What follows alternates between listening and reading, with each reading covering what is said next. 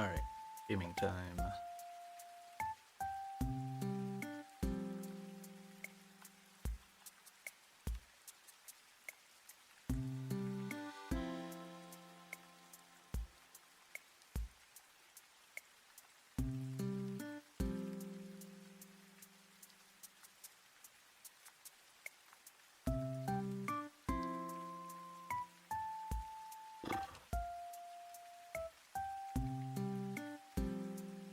Alright, so I have this entire route cooked. I'm on... where am I? Wendy and Braxton. I'm gonna rerun through all these lines. I cooked most of them yesterday.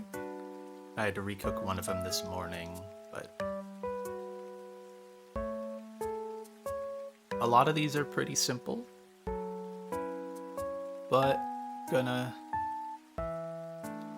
rerun through them just to make sure. Missing something at this point is pretty disastrous. So this one scares me because it should be a form online. It seems a little too easy.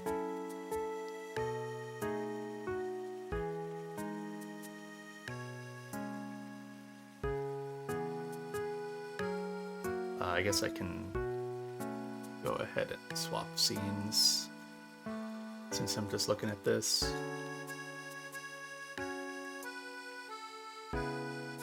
So the idea here is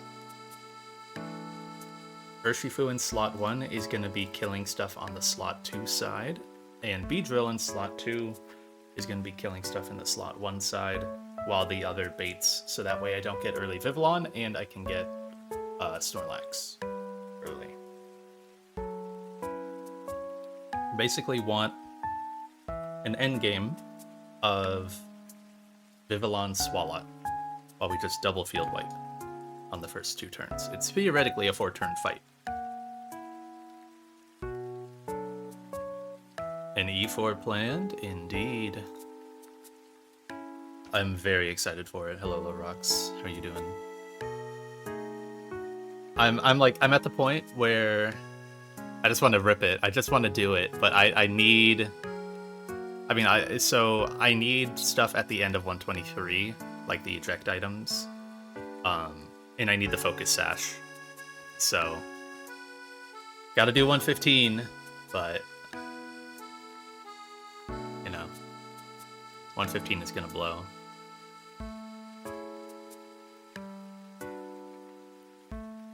And obviously these fights are like way more nerve-wracking now that I know who I need to keep alive, who I need to keep safe. But it's like, yeah, I'll reveal the team. What do I want to say about it? Saku I don't need. Yeah, I have 1 sack on this route. But it's like, as long as I'm mentally secure about these lines and I've like triple checked them, I'm fine with using my E4 guys. My E4 does not have any uniques. I won't be green squaring, but it will be the first of something done in E4.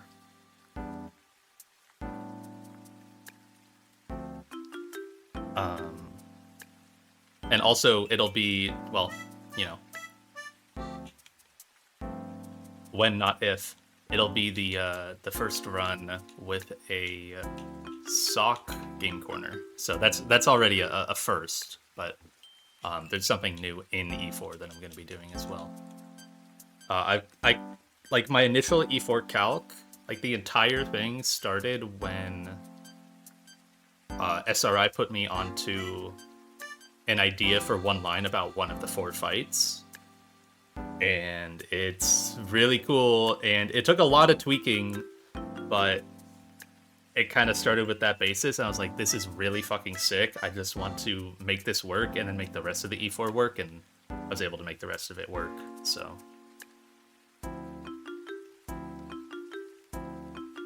But at this point, like, green squares are so hard. Like, eh, I don't know.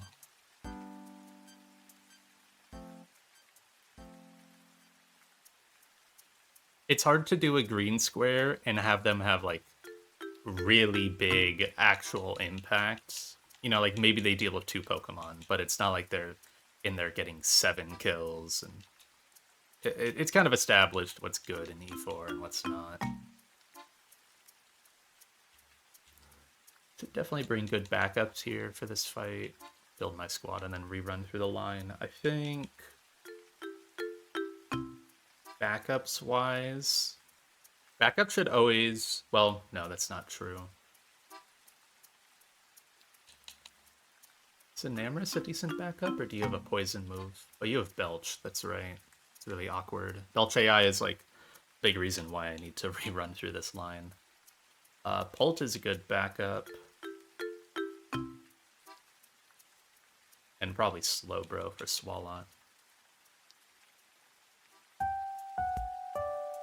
Yeah, I mean, there's some people out there who will like a couple people who have won recently will force not good E4s so that way they can get some green squares, and I find that silly. I'd rather just win. You know, obviously it's all like in my head, but I'm pretty sure the E4 that I have is riskless, and I'll be running through it like 4 more times to make sure. Like running through all the planning.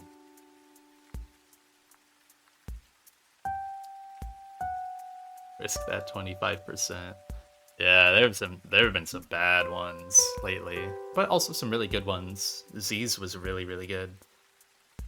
3 green squares. The I recall, I don't remember whose it was. I think it was Ben's. The one with Archeops Abomasnow, that one was pretty bad. There was one recently as well with Kloxa Rabombi that was basically risking stuff on every fight.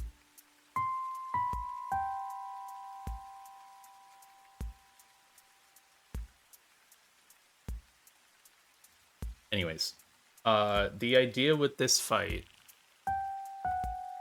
everyone has a Starf Berry except for the Vivillon with Focus Sash. But if you just Oko the Pokemon, they can't eat the berry. So Urshifu's going to be in slot 1. It's going to have the black belt. Urshifu needs pre-damage, but that doesn't affect anything now. The other kind of nice thing about this fight is everything is so slow. I'm pretty sure every single Pokemon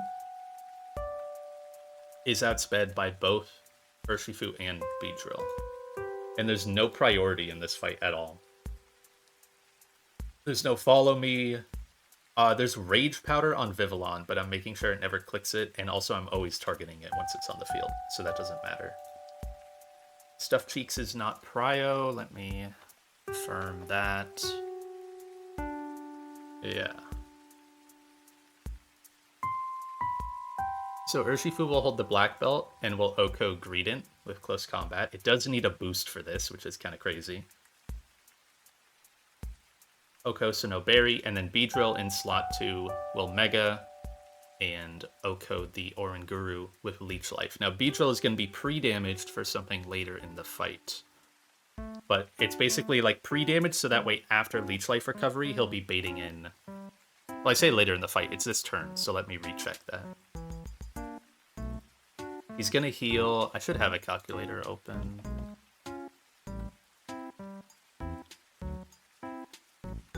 Let's have that ready.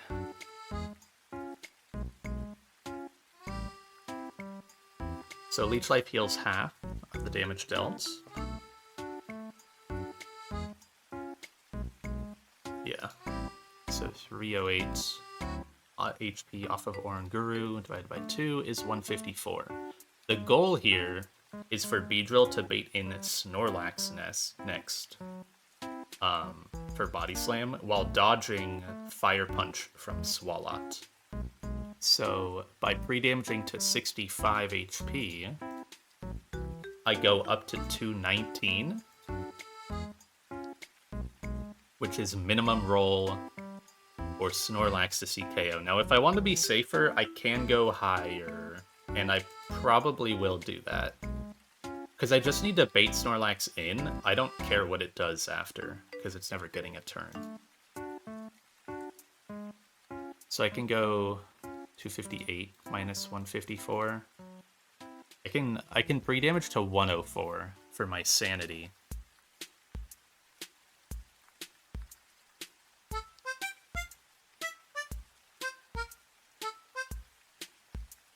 Because then I heal up to 258, which is max roll of Body Slam. Yes.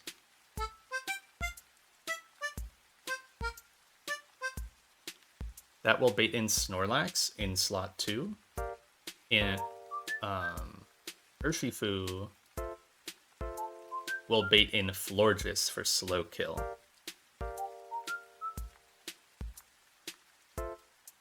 Yes, the important thing is Urshifu outspeeds Vivillon, so it won't accidentally see fast kill.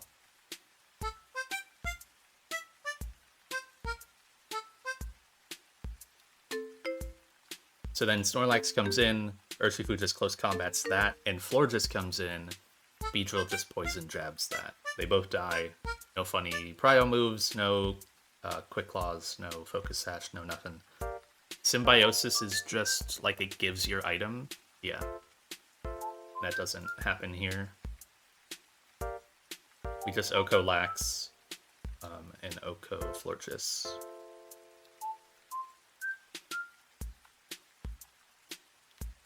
What is Cheek Pouch? This Pokemon eats a berry. Okay, it won't ever eat its berry. Yeah, that's fine. So we Field Wipe turn 2. Then obviously there's only 2 Pokemon left to come out. The important thing here is Urshifu is dropping his defenses twice with the close combats. He is going to be pre-damaged to bait Body Press from Swalot. So what I've been worried about with this fight is Belch AI, because I'm giving Swalot a kill with Belch. But obviously it cannot click that move because it hasn't consumed its berry yet. So if there's any weird shenanigans where it sees Belch, like it rolls the Belch kill, and then it goes, oh wait, I can't do that, so then it clicks Stuffed Cheeks instead. I'm pre-damaging for Body Press, so that way that's a higher score than Stuffed Cheeks. So even if it rolls like Belch and then sees it can't click it, then it should just go to next highest number, which should be Body Press for also slow KO.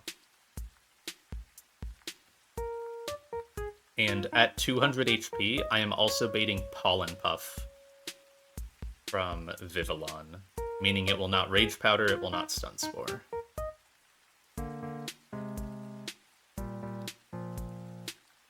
Yes.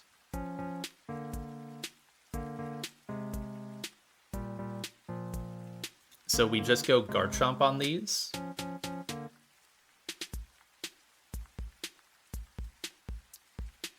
Garchomp takes a Pollen Puff crit for 44%. And then it takes a Body Press crit for 27%. So that leaves us at like 29%. Falcon doubles. The Swalot is absurdly bulky, so I actually need Choice Band to Oko it with EQ. Okay. 50. 50 is kind of much, eh? Ajax. Garchomp will be clicking EQ to kill the Swalot, which would definitely kill my Beedrill, but I'm U-turning out. So the turn that I pivot Garchomp in, Beedrill is completely untargeted. It's giving no kills to Vivillon. It's giving no kills to Swalot, because highest damage Fire Punch, and we're going to like 96%.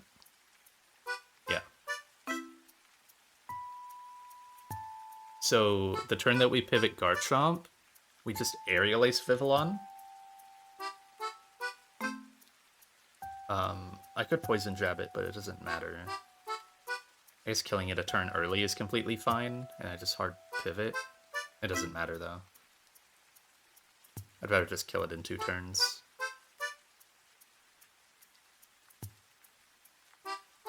So Aerial Ace Vivillon. Let me make sure I have Aerial Ace. It could... No, it can't be Leech Life because I need to U-turn after.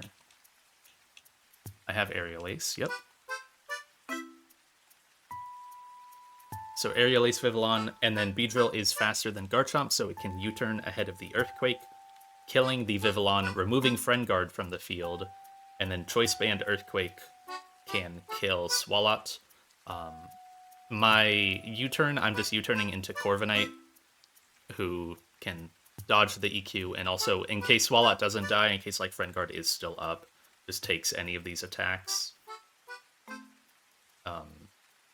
And I can, like, I have tons of backup guys in case the Swalot lives, if Friend Guard was still up. I imagine Friend Guard is dynamic. Like, it should go away.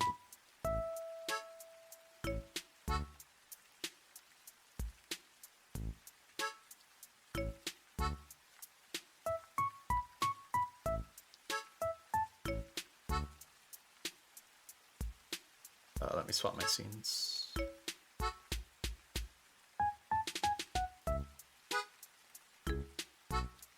So you get the black belt.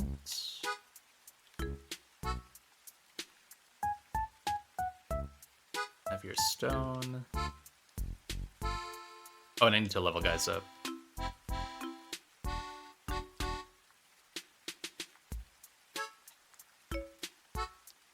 Chomp gets a band, everyone else gets a citrus.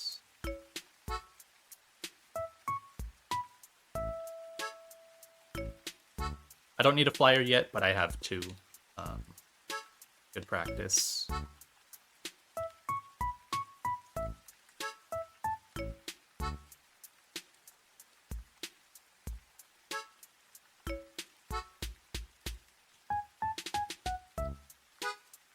Make sure you have PP on your moves. Yep, yep.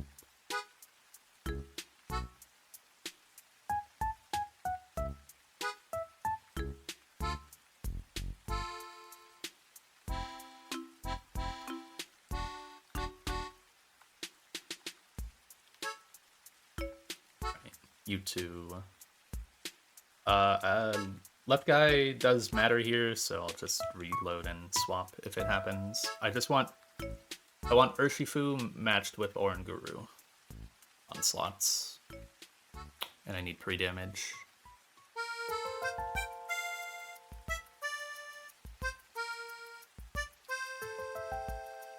Should have pre-damage at the Poké Center. That was lazy of me.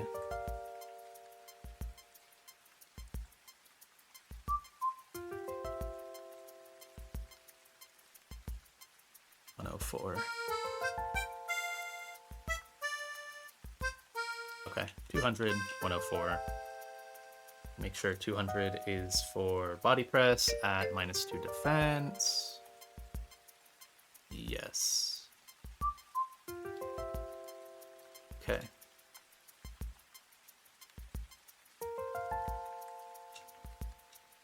Alright. That should be correct. Wendy first. Yeah. Okay. We're gonna close combat, Redent, Mega, and heal on Oranguru.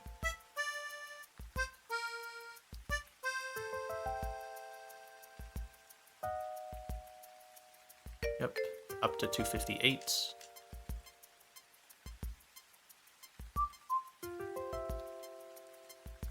Florges and Snorlax, perfect. So we just close combat Snorlax, Poison Jab, Florges.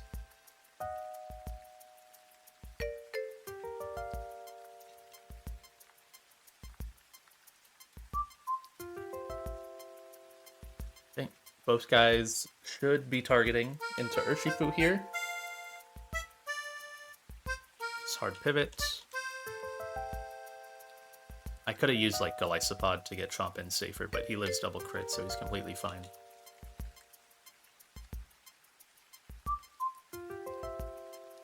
Break the sash.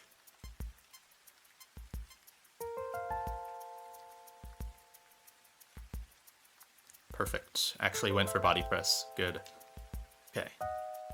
Garchomp has the choice band and is slower than Beedrill. So I'm safe to Earthquake here as I U-turn on Vivillon.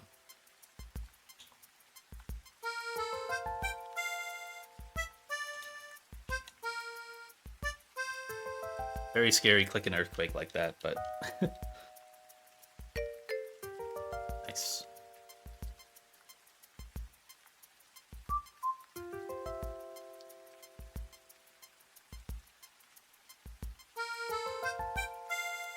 So that was 3 for the bee, 2 for the bear. With that fight, Beedrill just passed Torterra for kills.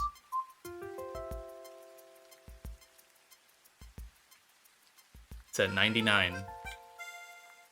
Torterra's at 98. This next one is also a double battle.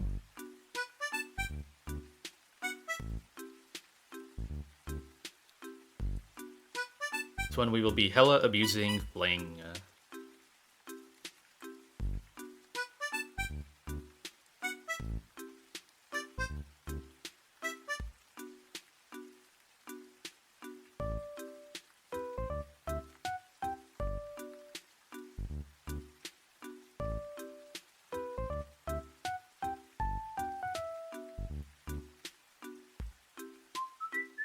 Do I need scanners? I don't actually need any scanners on this fight.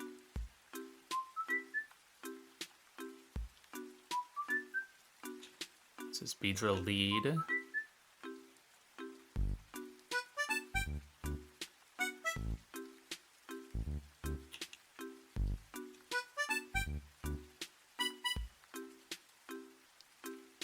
Arrow, Gren, and Slowbro. Where's Gren? Why are you over here? You're too good for this box.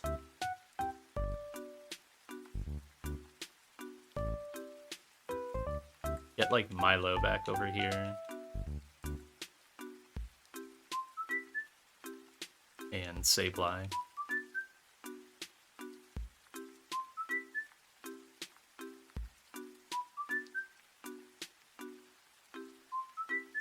Probably you as well.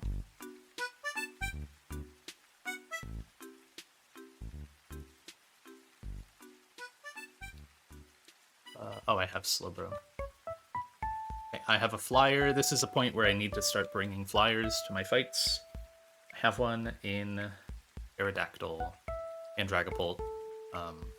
This is a Formon, so I can just bring back up.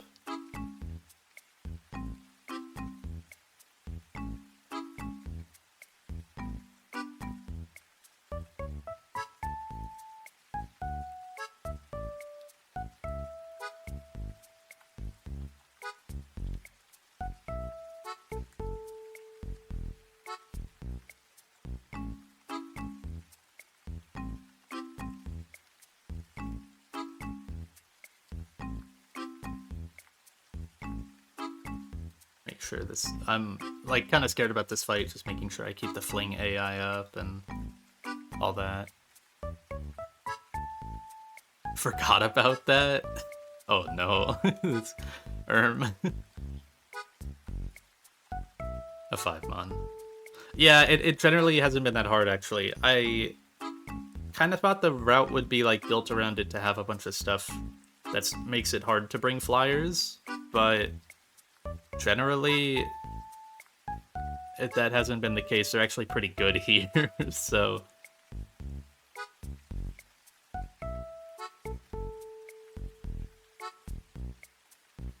I also need base Beedrill up here.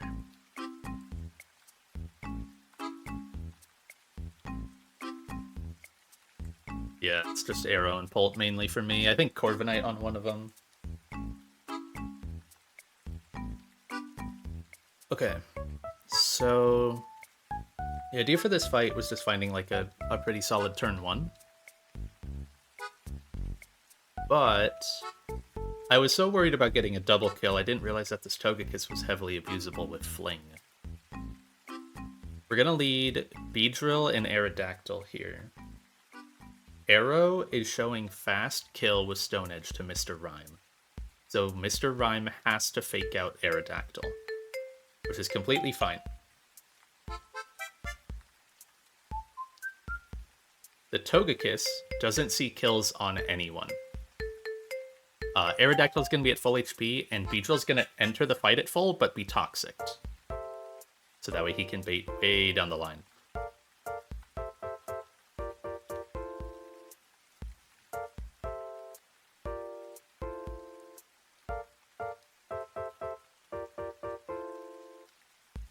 Beedrill will go ahead and Mega and kill the Rhyme. And Togekiss, because it doesn't see any kills, it's got a super effective Salac Berry Fling onto Weakness Policy Rhyme, so that's plus 12 on the AI score. So it has to go for that, and it's going to fail because we're going to kill the Rhyme before that goes off. So we Leech Life. We're coming in at full, so I don't need to worry about like Leech Life. And Arrow just gets faked out.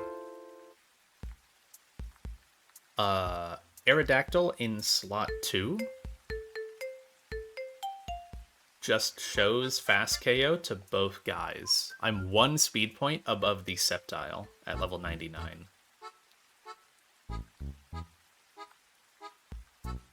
With minus 31 speed.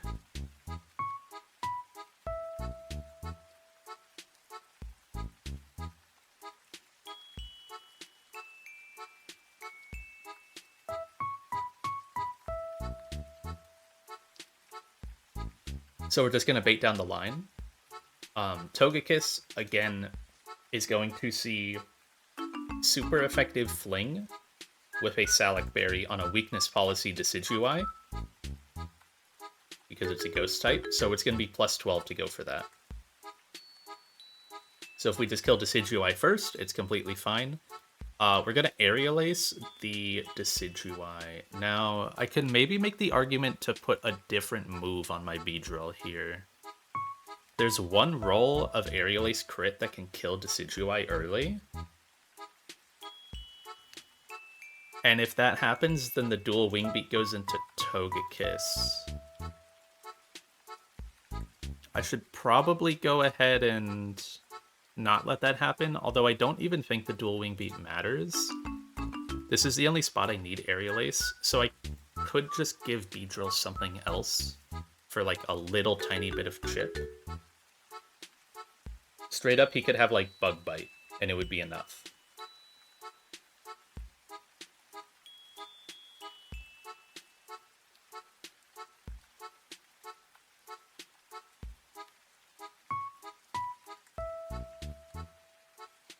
Because Aerodactyl has the... It has the Muscle Band. That way it gets a tiny enough boost to kill Sneasler later. And he... Well, I don't care about... He's not killing Sceptile. So I just need 7% on the Decidueye here.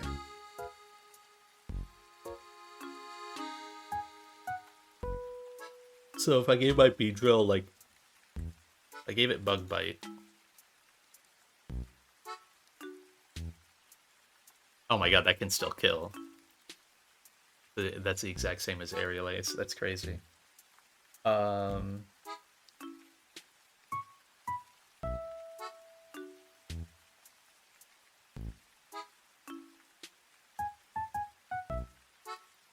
What move can I give you? What's my Beedrill's hidden power?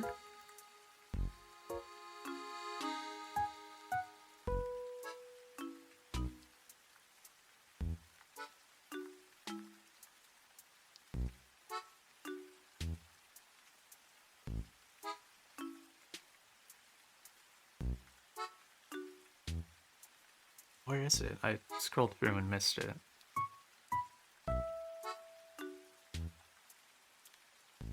It's HP Grass. That's definitely too weak. Troll Ninja Boy. Is that the guy with like the Zoroark and the Bright Powder Ditto on 115? All I can think of.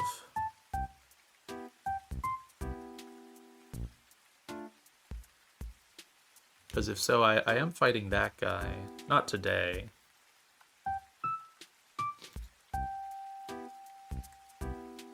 Okay, what happens if I do kill Decidueye early? It's incredibly unlikely. It's 1 out of 256. But if it happens, then Aerodactyl's attack goes into Togekiss instead.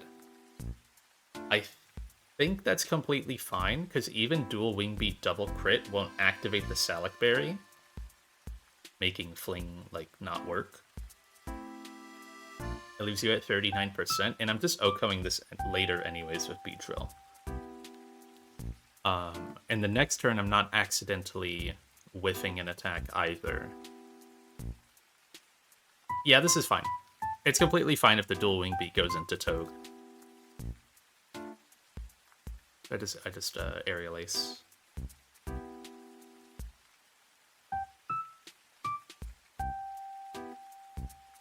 So we double kill the Decidueye before either enemy has an action by Aerial Ace and Dual Wing Beating it, and then Toge's Fling will fail again. And then Sceptile comes in last. Beedrill can just OHKO it with Poison Jab. And that gives Aerodactyl a free turn to set up a Tailwind.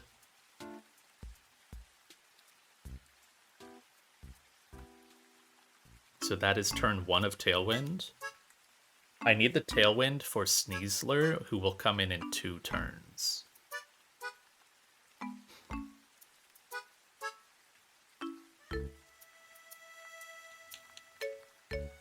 Sure, you actually have Tailwind, you should. Yep. Togekiss's Fling fails one more time on the Sceptile. It should still go for it.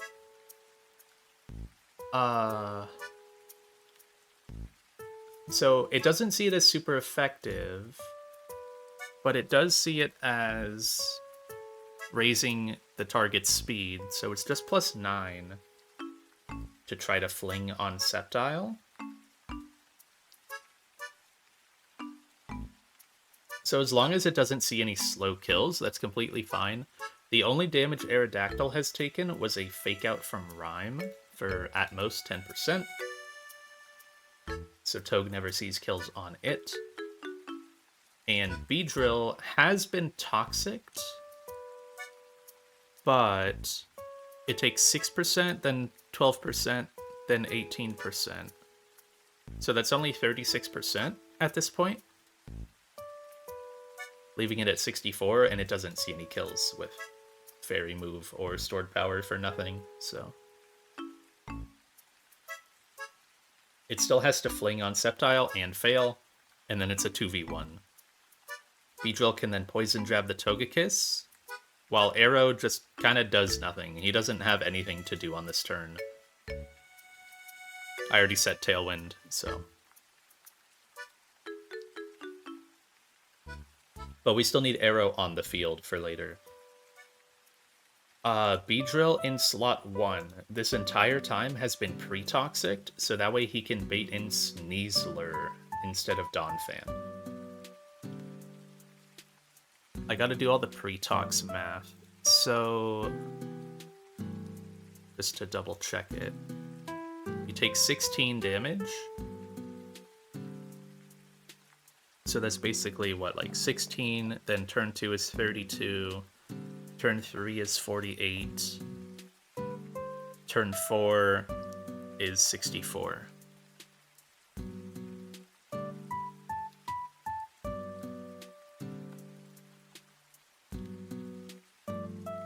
So he goes 266 minus 16 minus 32 minus 48 minus 64, and then that is when AI decides to switch to its next Pokemon. We want Sneasler to see Slow KO to get it before Donphan. So all that pre-toxic gets me down to 106 HP, which will be guaranteed poison jab into the Beedrill slot. Because we're at 106, it sees 118.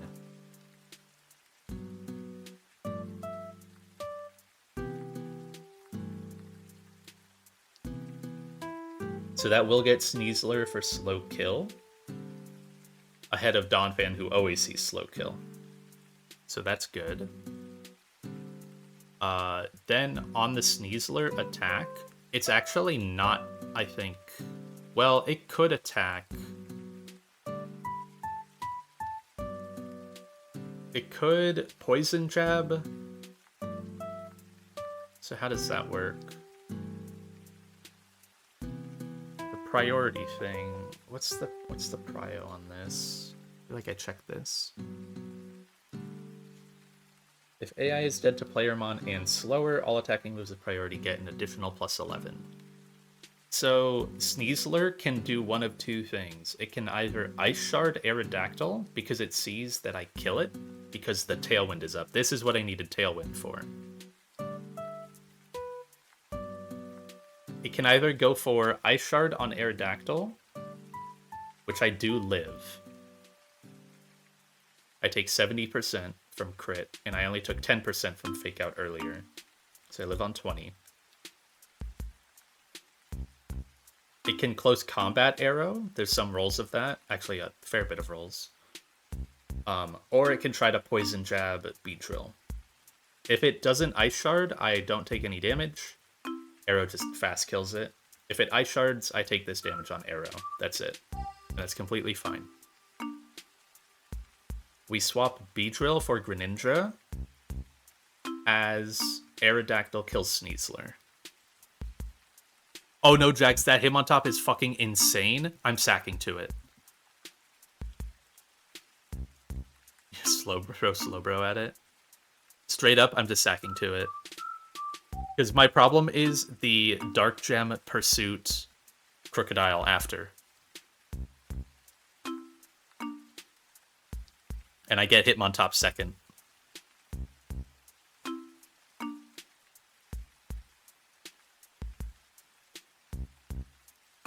So I just like Bruxish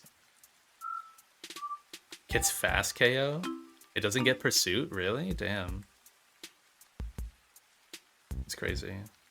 I'll look at recooking maybe, but I'm also just fine with the line. Pursuit does 50. God damn.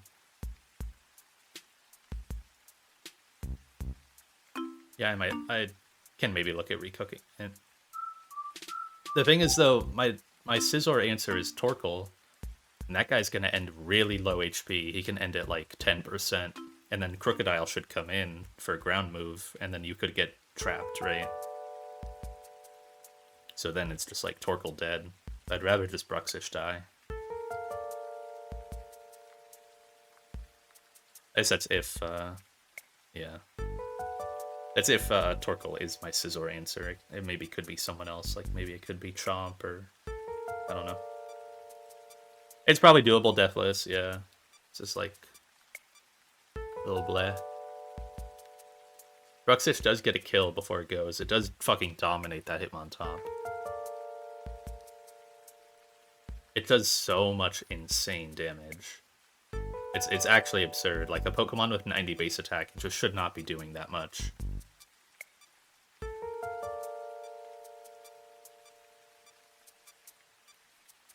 I think I checked it 2-taps.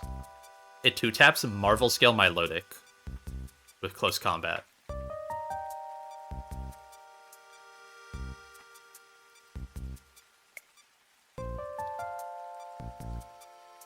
It's just like it's a fake Pokemon. The stats are wrong or something. There's no way that it's doing that much damage.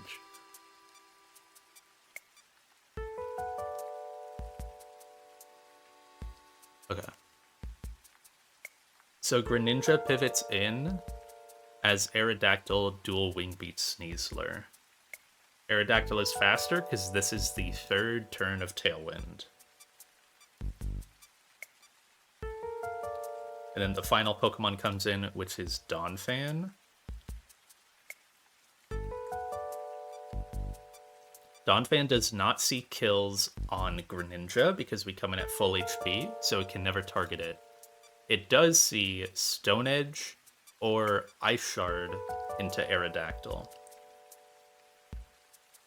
And we can guarantee that that Stone Edge because we always took the Fake Out chip back here. The like 6%. So we're at 94 at the highest.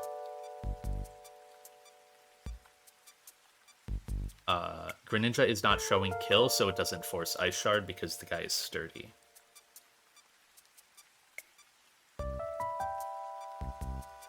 So I'm just going to pivot to Slowbro in the Aerodactyl slot. It takes the Stone Edge just fine for 45%. Still a lot, but for 45%, it takes Stone Edge. And Slowbro can take my own Surf. I'm going to be clicking Surf on this guy. I'm hitting my teammates a lot on this route, but it's always safe. So I am definitely going to level up my Slowbro, for sure.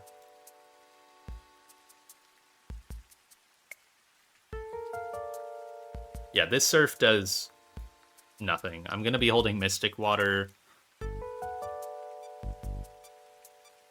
It does 25%.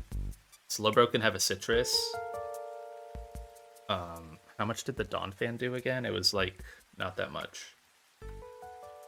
Oh, that's my Donphan. Oops. My Donphan's a little worse. So yeah, it could end at 30%.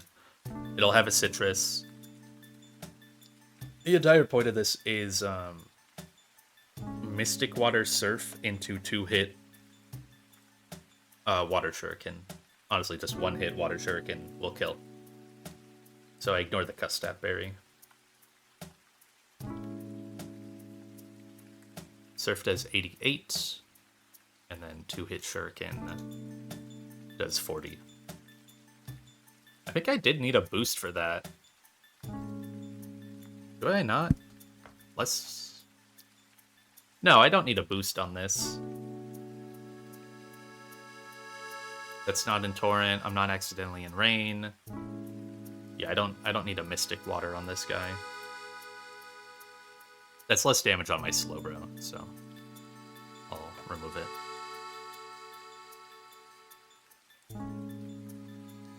Okay. Yeah, the one thing I wanted to make sure was the Toxic Ticks on Beedrill. Slowbro's pretty safe here. He'll get leveled up. You'll get leveled up.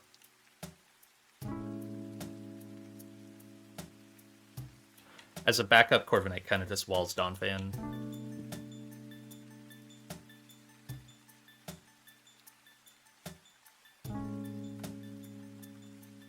And I'm not abusing Spread Bug, so I don't need to worry about left guy if it happens.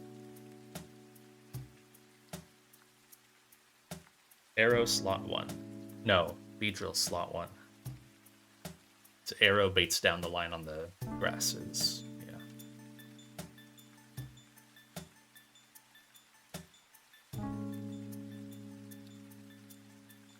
You don't get an item, you get like a Citrus, I guess it's fine.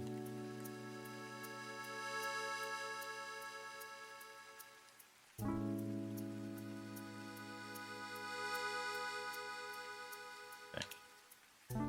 3 damage, I just need to Toxic Beedrill. Do that now.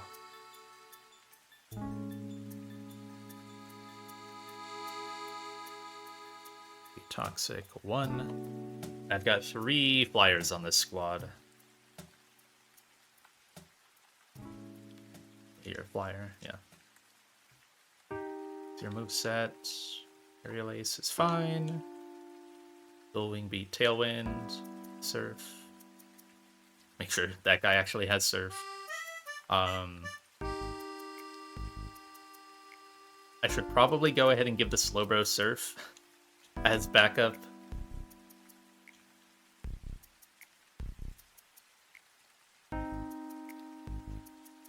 Bro has had secret power for way too long.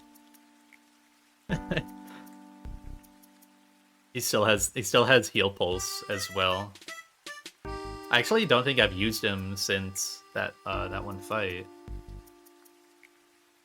where I did the secret power heal pulse thing.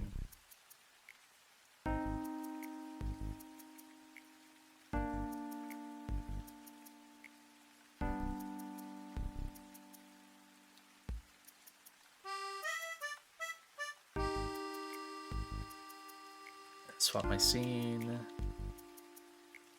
Okay, so did you? There's like, wait, how do you get the berries?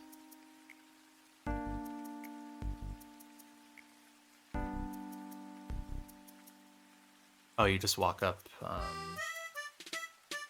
here. Yeah, there's no trainers.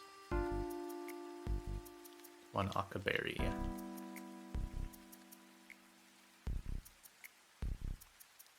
Alright. E4 item in. Treeland Berry acquired. We made it.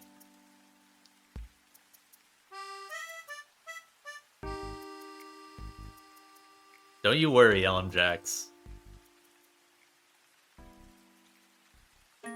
Yes, I do need that. No, I'm genuinely using that.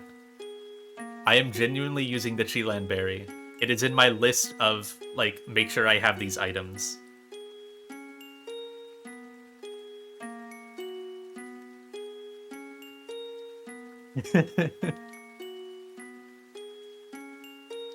I should have waited to heal. Okay, I don't know if left guy bug can occur here, but I'll reset.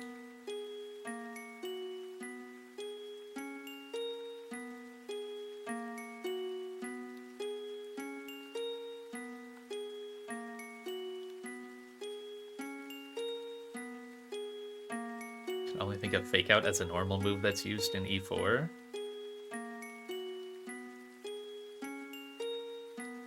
Potentially.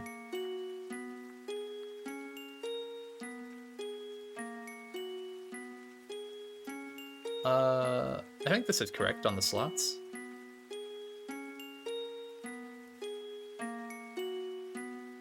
Yeah. E with Togue is what we want. Okay. Mega, Leech Life on Rhyme.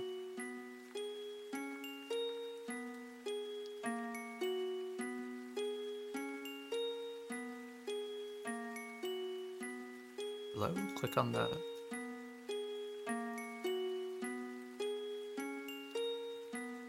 Okay, yeah. Mega, Leech Life, and Arrow's just gonna get faked out. There's not really a move I want to click in case it accidentally doesn't. Oh, this dual wing B. It should always be fake out on Arrow here, though.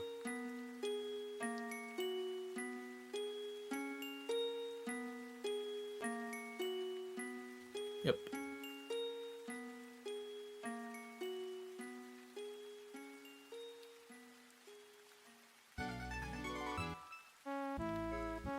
Yeah, my list of items that I actually need from doing these optional routes is pretty low. List of like limited things. It's like Treeland Berry, Focus Sash, one of the things at the end of this route, at the end of Route 123, and Ice Gem, I believe. No, Black Belt Hawk is insane. He's a crazy fight. That Miltank does not die. I think it literally only dies to Choice Specs Latios Draco Meteor or Choice Specs Hydreigon Draco Meteor. Or maybe Unnerve Guts Luna, but you're slower. Specs Latios, yeah. I found a VOD and I just went and looked at Smalllands VOD and he used Specs Hydreigon. Sceptile? Of course it would. Of course it fucking would. Why wouldn't it? Okay. I just double into Decidueye here.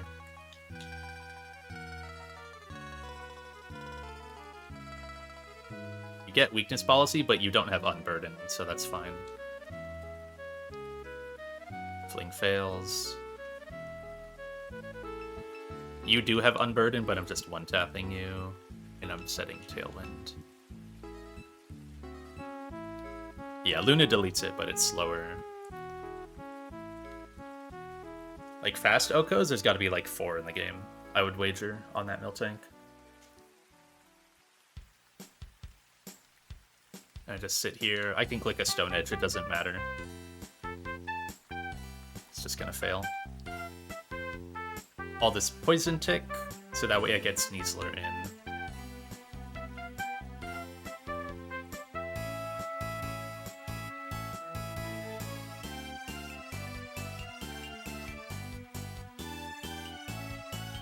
Choice Band burned EQ, not even Facade. Yeah, man, whatever. I wonder if, like, Obstagoon Sucker can do it? Maybe. No. Maybe. With Muscle Band, this kills. It was Ice Shard, okay. Completely fine. Yeah, it might be a range. Salic Berry doesn't matter, because it's mid my hit. Donphan last. Like Surf. Pivot. Slowbro.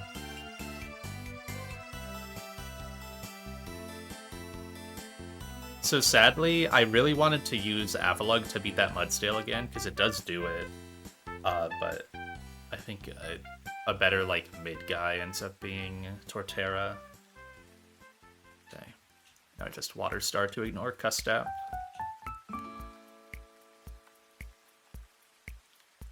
Oh. Well, that's fine. I saw I was gonna kill. Nice Custap Ice Shard, man. I didn't think about that, but that literally doesn't matter at all. It's never a threat.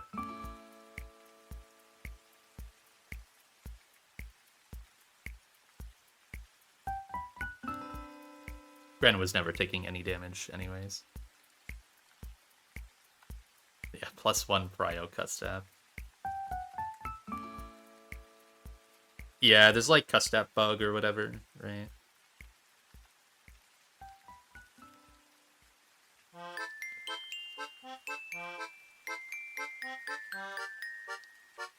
I've usually just been able to kill these Donphans and like Custap guys with Prio moves after, almost always, so hasn't been a huge issue. Or just do like consistent low hit, high hit. This one I was kind of struggling to find like a low hit, high hit, so I just sent Gren at it. That was fine.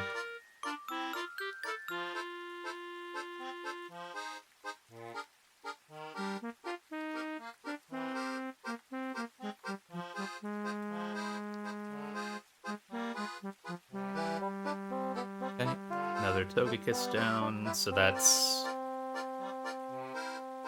Beedrill hit 100. Did I switch scenes? I didn't. Oh well. It was a nothing burger fight.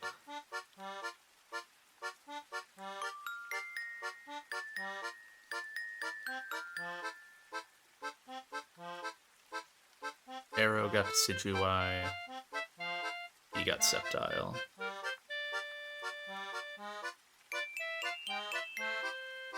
And then B got Togekiss. And then Gren got... the U. There you go.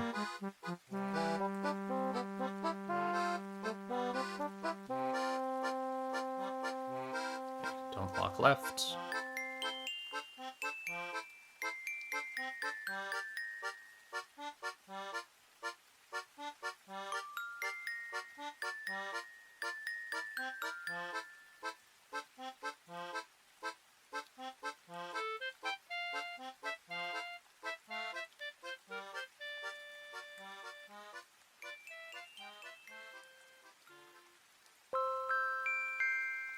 Need to remember to teach Aerial Ace to Corviknight here. Should have a TM.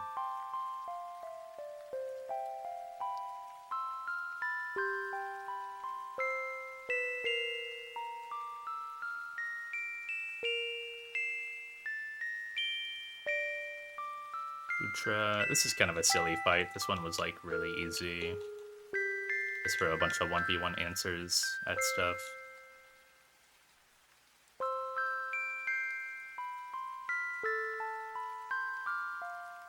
Aerodactyl, and Urshifu.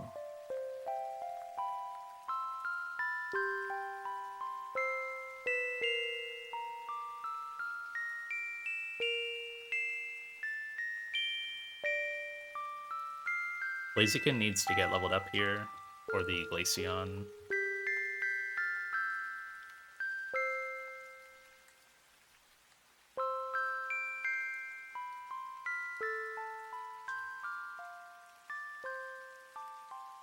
Each Aerial Ace.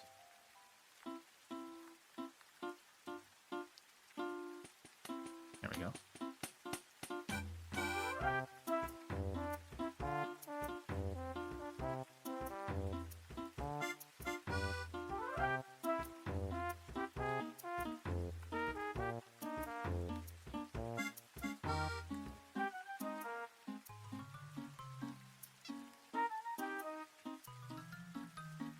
Again, I have 3 flyers for this fight, so I'm completely fine on flyer check.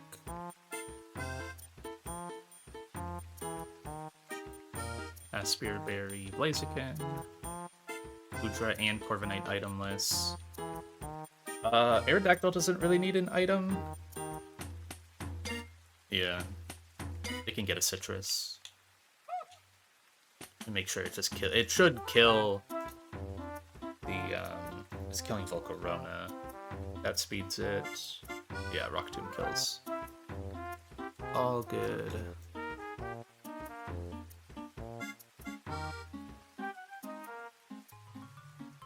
Bolt, Blaziken, Goodra, Arrow, and Urshifu.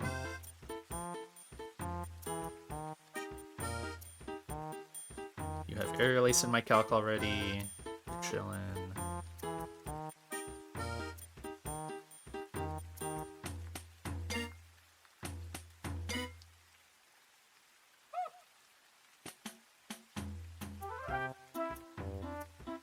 Okay.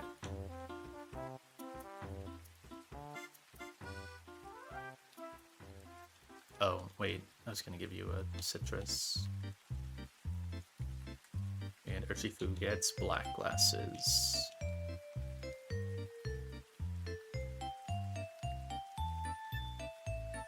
Urshifu gets pre-tox, and then I'll look over the line. Should have maybe done that before I leveled guys up, but I'm pretty confident about this one. This one is probably the easiest fight in the row.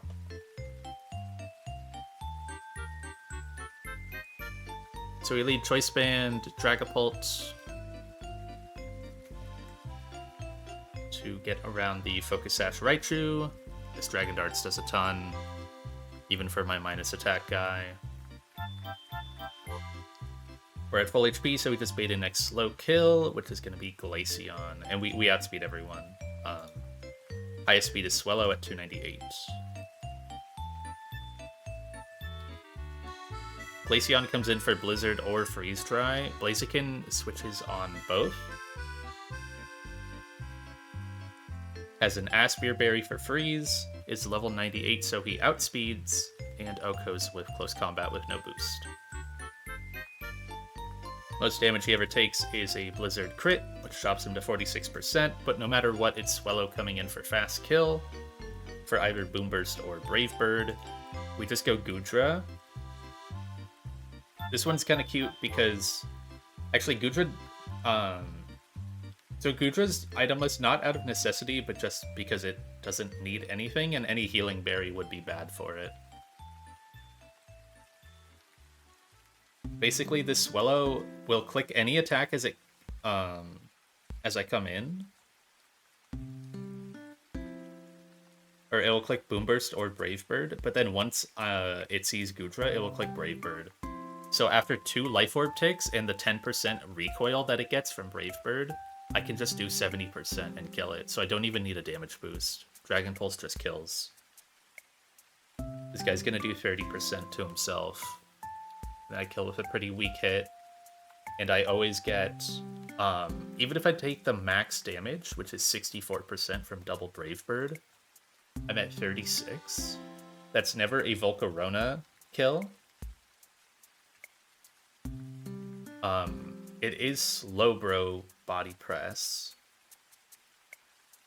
but Tangrowth is ahead of Slowbro for slow kill in party order, and EQ always overrides body press damage wise.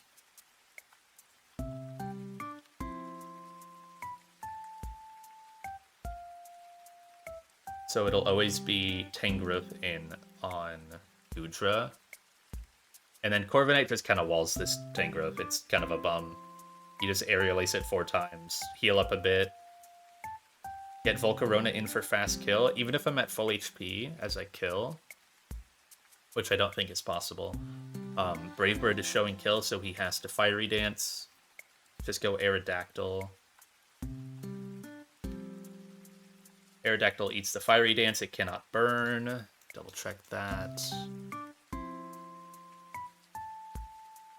Yep, it just raises special attack. And fast Rock Tomb Okos.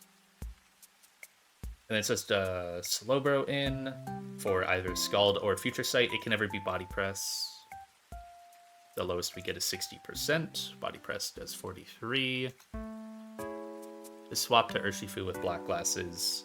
Eat both these attacks. I'm pre-toxic for Scald. I can't guarantee Scald, so I can't go pre-freeze. And Wicked Blow will one-tap with Black Glasses. Okay. And I've got 3 flyers. Waistband Darts. Aspir, level 98. Itemless, itemless. You at level 95 is fine. Citrus is fine. I don't think you can even eat it, actually. Black Glasses, Pre-Tox, Wicked Blow. Alright.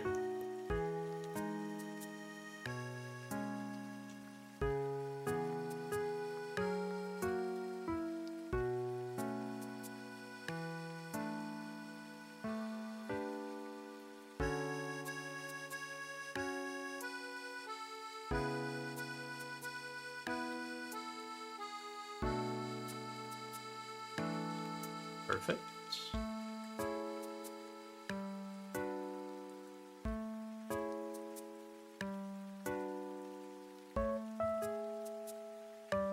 Actually swap my scene this time.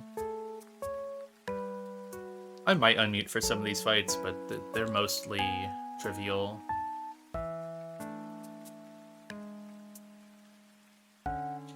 Darts, the Raichu.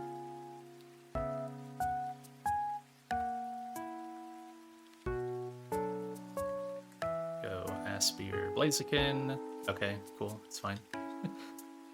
Didn't really need to overlevel this much then, if it was just Blizzard Miss, but whatever. Swallow in. This should be always Brave Bird now. So it will take a lot of damage. Yep. Take a lot of damage, but that's completely fine. I can Dragon Pulse.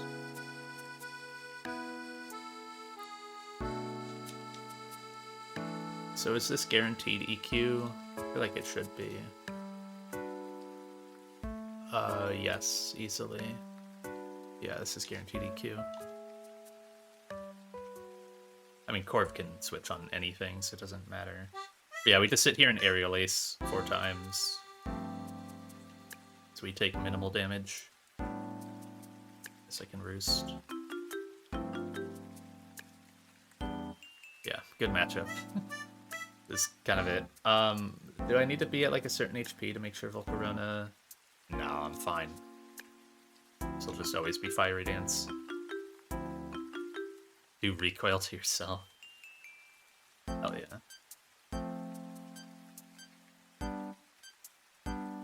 Don't care about that. Rock Tomb.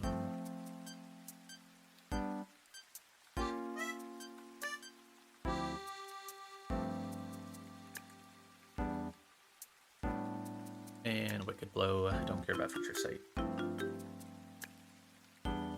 Cool. I feel like I haven't played fights like this in a bit, where I just kind of speed through, and probably not since like Route 119 or maybe Route 120. Been a long time since I've been able to just not crazy think on some of these fights.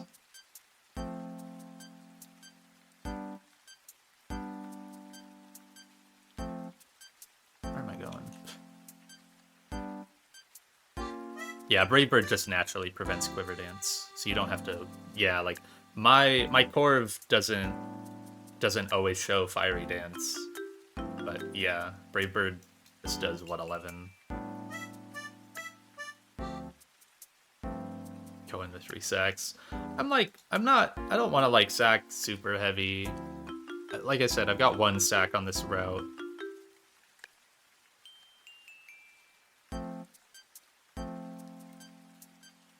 Still nice to have the guys in the box, and I've had moments, I've had multiple points in the game where it's like it would have been nice to sack this Milotic, like even as a Feebas, but then it ends up pulling through and giving me a veto, right? Like it gives me a 1-death veto line.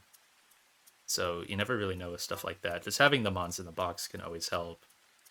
Like my veto, I brought Sableye, Milotic, and Frostlass, and they were all good. They all did unique roles that I don't think anyone else could have in that fight. And only one of them died.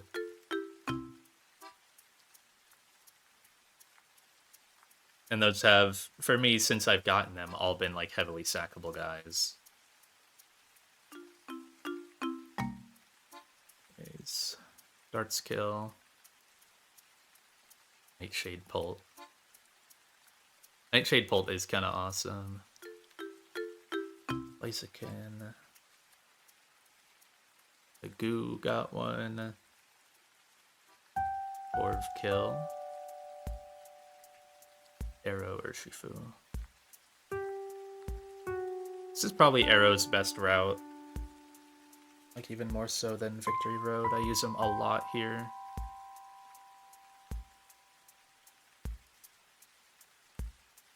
Such as on this upcoming True Double.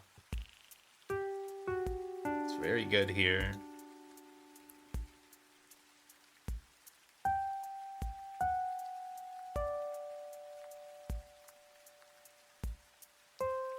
Okay. I need to be extra cautious with this fight. It's a very tough one. I'm generally pretty happy with my line. But need to recheck it. It's one that you just have to be extremely sure about.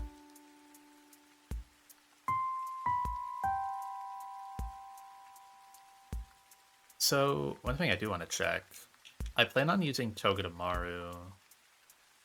What is your XP at?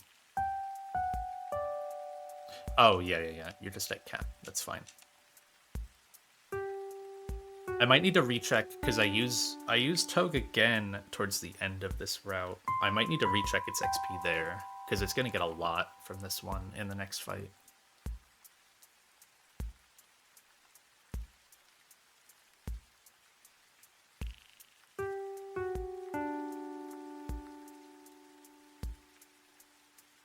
All right. So the idea with this fight is we're going to lead Choice Band Aerodactyl. The goal is to avoid the Intimidate Pokemon until the very end. Aerodactyl is great here because it can lead and Oko the Sharpedo with Dual Wing Beat through the Focus Sash.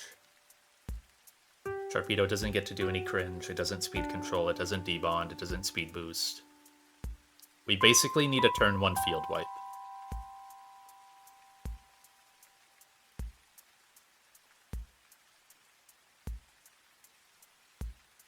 In order to get that turn 1 field wipe, we need Basculegion in slot 2. Basculegion is at 118 HP for later, which means Marowak cannot protect here because it sees Bone Marine kill. A Mega Latias? Yeah.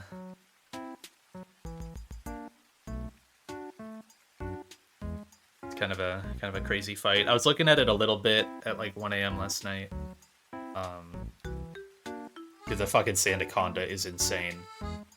Because you have to beat Garchomp before Sandaconda. That's the entire puzzle of the fight. Otherwise, you're dealing with Sandvale.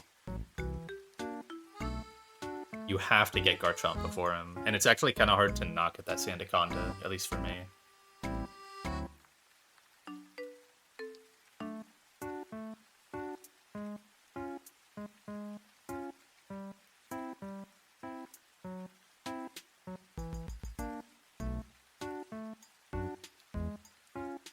Because at this point, I just, like, I don't have a way to not get the sand up. There's no way I have a Pokemon who can... And because it has rocks as well, right? You're trading sand for rocks, basically. Honestly, you might have to let both go up, because, like, you need to be giving it fast kills so it doesn't go for rocks, which seems pretty tough. Unless you're somehow killing someone else with, like... No, that probably wouldn't even work. Like, unless you somehow get it last, right? Or you kill it with... You kill someone else with, like, Greninja, and then King's Rocket to get rid of turn 1 AI, and then it sees slow kill on you. But I don't think it would even come in on Gren, because you'd probably just show Surf KO. It's really brutal.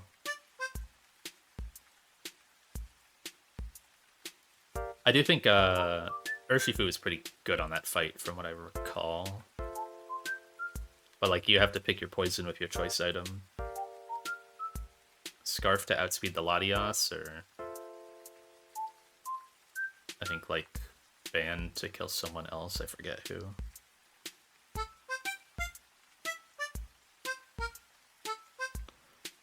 Okay. So Basculegion does need a boost here. He needs the spell tag in order to fast kill the Marowak. Marowak cannot protect because it sees kill on Basculegion, so it has to go for that. There's no first turn buff, but it has to go for the kill.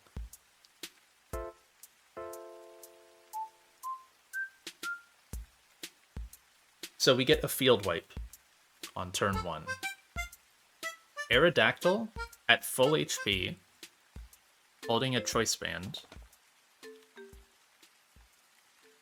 will get Gothitelle. Gothitelle is +0 to come in.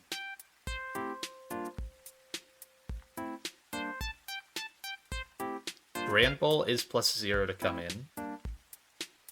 Because with Choice Band Stone Edge, we out-damage it before the Intim. Toxicroak is -1 to come in, because we show Fast Oko. And Arcanine is -1 to come in, because we show Fast Oko with Stone Edge. So Aerodactyl gets Gothitelle in slot 1. And then Basculegion in slot 2 at his current HP. Outspeeds the Grand Bull. And then gives fast KO to Toxicroak. So Toxicroak is +5 to come in, so it will come in. So we get Gothitelle, Toxicroak. Gothitelle slot 1, Toxicroak slot 2.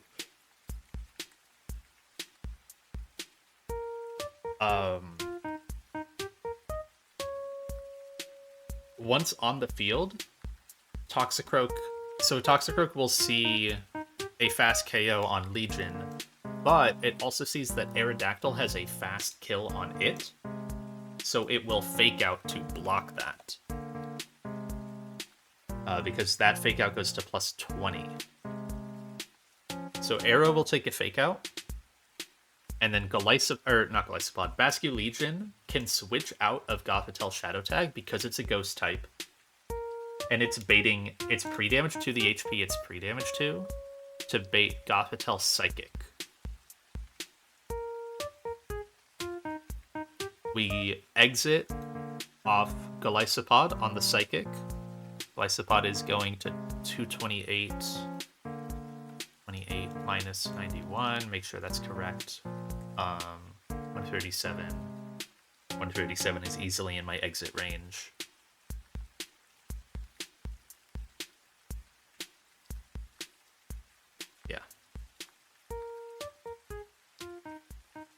So Golisopod exits. So Aerodactyl's getting faked out, and we're pivoting Golisopod to get Beedrill in slot 2. Undamaged. Beedrill is then... So then turn 3.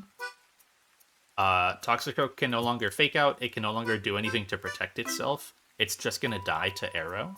so I don't care what I'm baiting out of it. Gothitelle needs to still see kill, so that way it can't protect. So Beedrill is pre-damaged to 212. That way it sees Psychic Kill always. We're already faster, so just see Slow Kill. We Mega and U-turn and get another field wipe.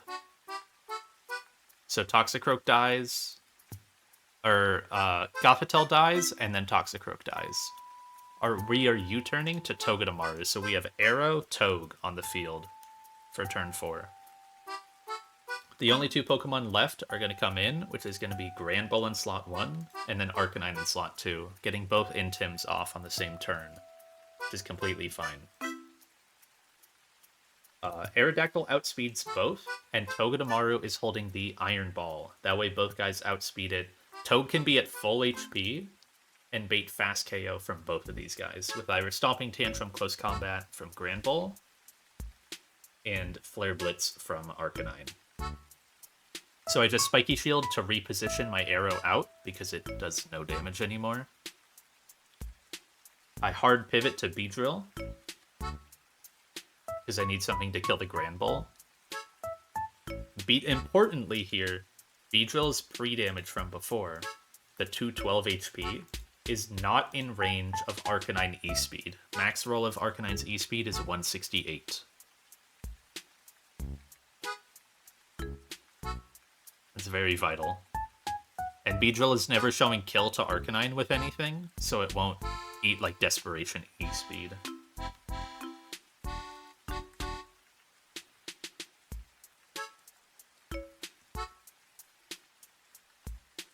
Beedrill will just Poison Jab the Granbull to kill it.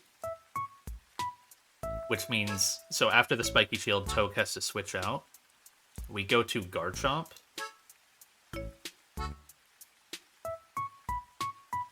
Garchomp eats the Flare Blitz from Arcanine. Garchomp is toxic to avoid burn. And this is like the last important thing that I really need to check. Garchomp is holding a Choice Scarf to outspeed Arcanine. But Garchomp Scarfed is 319 speed. Mega Beedrill is 322. Actually, it doesn't even matter because I'm just hard pivoting. I thought I had to U-turn into EQ, but I don't. That was an earlier fight. So yeah, Granbull dies. We get Garchomp in on Flare Blitz, and then Garchomp will Scarf EQ the Arcanine, and my Beedrill can just pivot for Aerodactyl to dodge it, and we're good. 212, 228, 118. Okay. Main thing was just checking the baiting and that the AI can never protect. Which it cannot.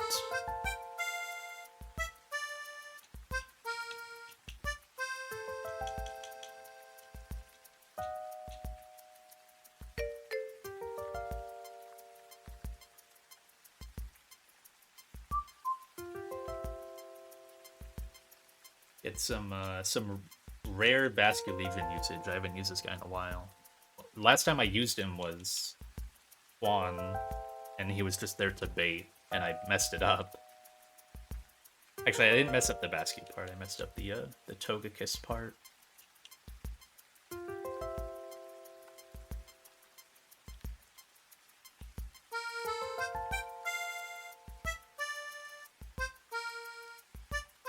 Dolly, Bee, Toge, and Chomp.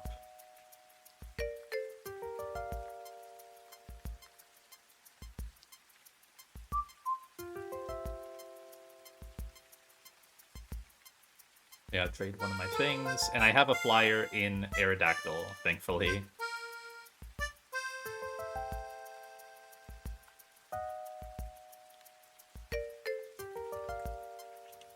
Give you a Citrus. You get the Iron Ball. double check that Togue underspeeds Grand Bull with Iron Ball.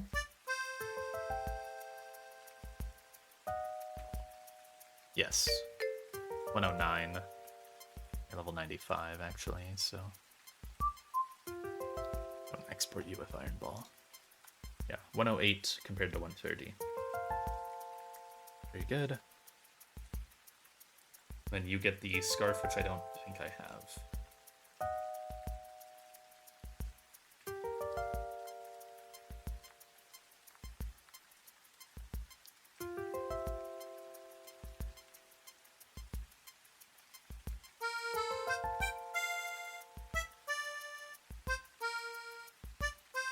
Scarf and pre-damage and level up.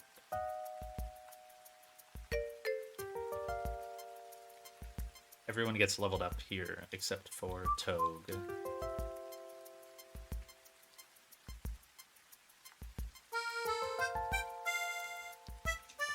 Make sure everyone was at 99 in my calc while I was calcing that. 99, 99. Yep, yep, yep. Okay.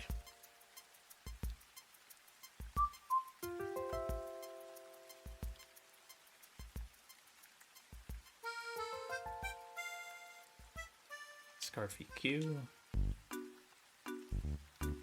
Now, pre-damage.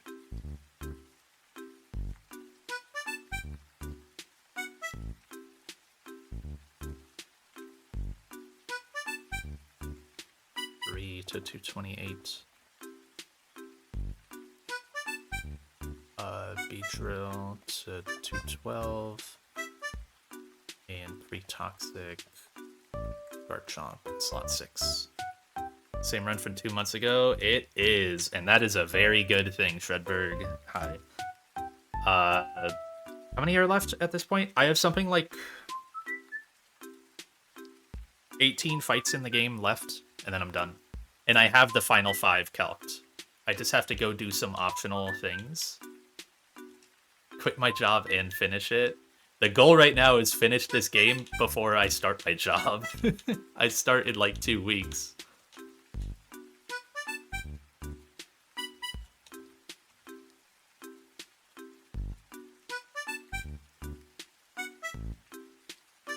Quit that. Oh. You're right. Okay, where is this? I'm pretty sure it's just, yeah.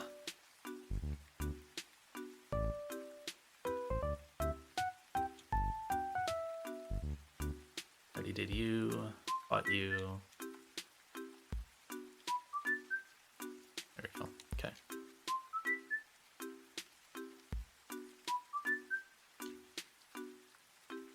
Alright, I'll go ahead and, I'll unmute for this fight, because it's probably the toughest one that I'm going to be doing today, except for that, the one single battle in a bit.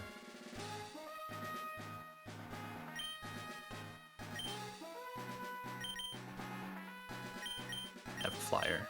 It's a little late to be checking that, but... Choice Band, Spell Tag, Citrus, doesn't matter. Hydrolite, level 95 Iron Ball.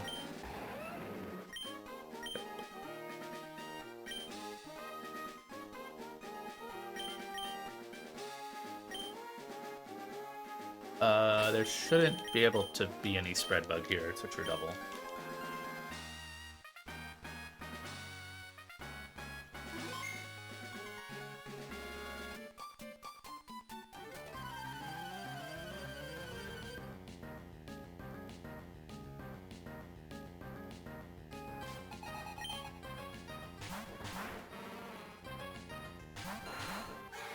Alright, Lightning Rod Marowak next to a Focus Sash Sharpedo.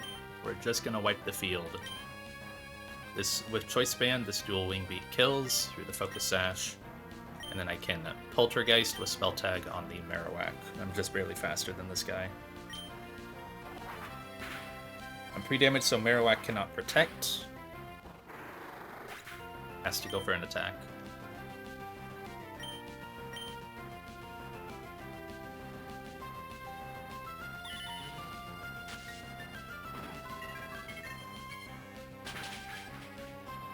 Very nice.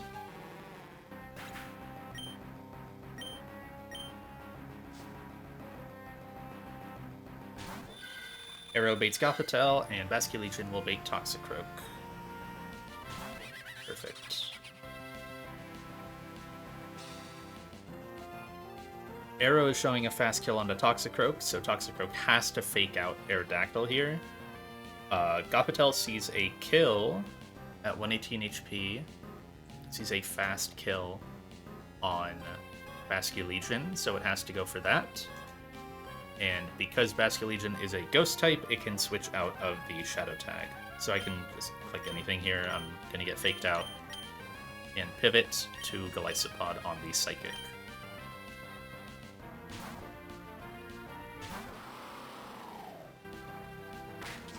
Perfect. Oh. I don't think that matters. I didn't think about that at all. I don't think that matters. You're only on the field... Wow. You're only on the field one more turn.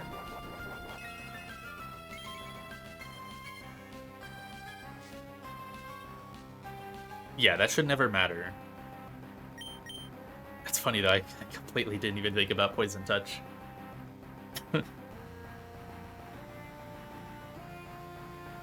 Go Beedrill. I'm just gonna Field Wipe here, and then there's only 2 Pokemon left, and they're both gonna see Fast Kill and Togue. So yeah, the Poison doesn't matter at all. Dual Wing Beat Toxicroak and actually kill it. Mega U-turn, make sure this kills. Yep, 115.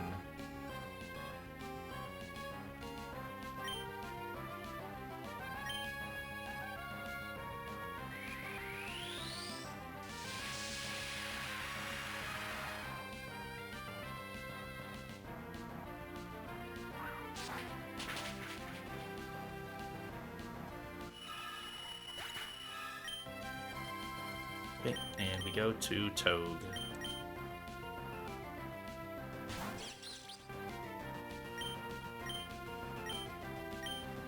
Yeah, Togue is going to get a lot of XP from this fight. I might need to level it on the next one.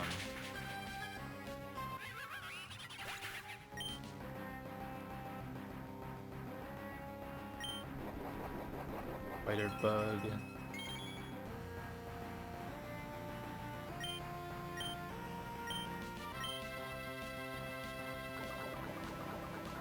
I don't think this poison matters. The only way it could is if Arcanine saw E-Speed kill.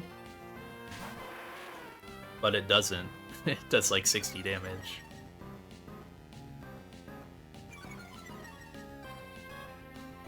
Get double intimed. Yep.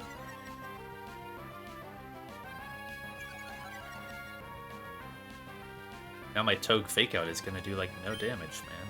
What the hell? It's gonna be really scary, but swap Beedrill in because... Let me double check. So Togue is holding the Iron Ball, so it's baiting fast KO from both guys, and both guys are slower than Arrow. This slot is completely safe.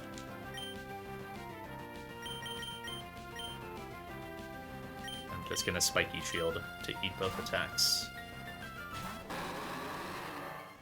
I'm not baiting any spread moves. Yep.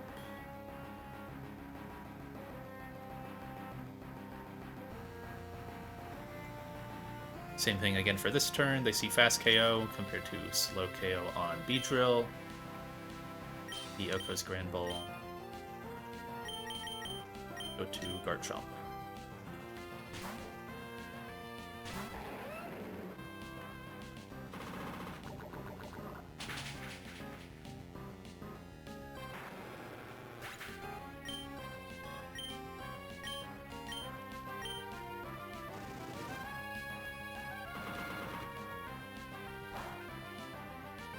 Perfect.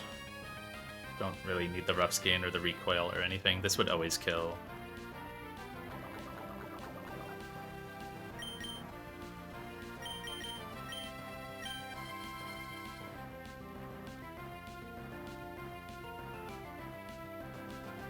Arcanine won't E-Speed my Arrow, right? It should just E-Speed Garchomp.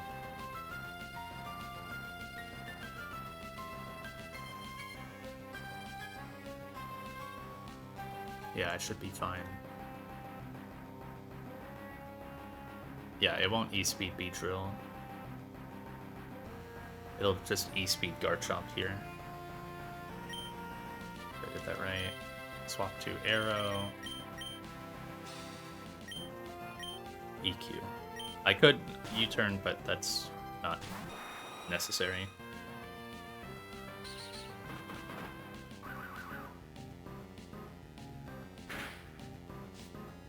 Yeah, and I lived the E-speed crit, the Flare Blitz crit, and the 1 turn of Toxic.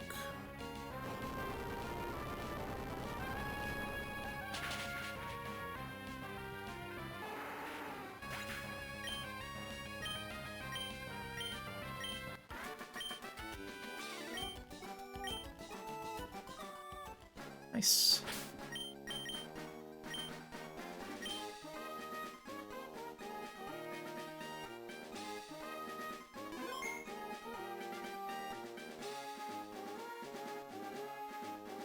So Arrow got one. Askew Legion got one. That guy hasn't gotten a kill in forever.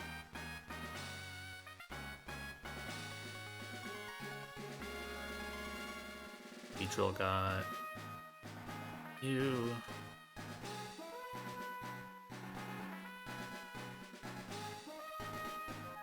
Beedrill got you. And then Chomp got Arcanine.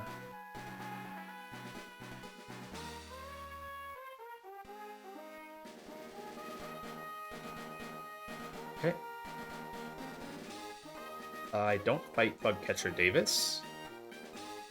That one is not necessary. He's to my upper right now. He just blocks a Mega Stone, which I don't have the Pokemon for. So next is another double battle.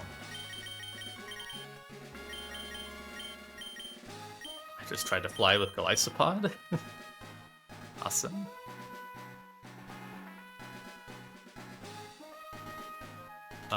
I need to change my scanners, so I'll go here. This is going to be a double battle in rain. 4 battles with E4 guys. Just make sure your lines are solid. Just triple check them, quad check them.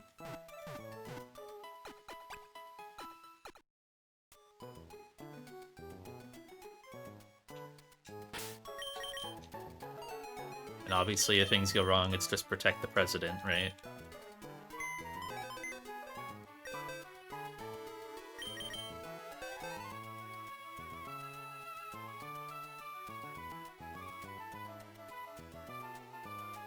Okay. What level are you? Perfect.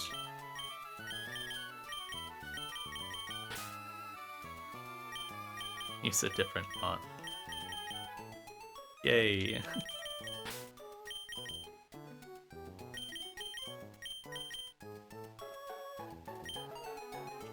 I definitely can understand, like, being scared about it. I don't blame you. Like, after Veto, I can totally see just, like, wanting to be extra safe at this point in the game.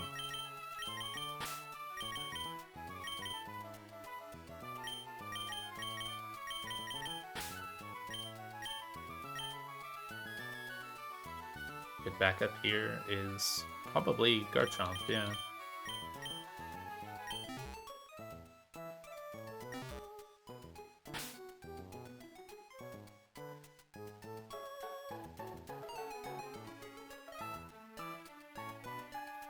Okay, before I level up, I need Mamoswine at a certain level for this fight. Where is my Thundurus?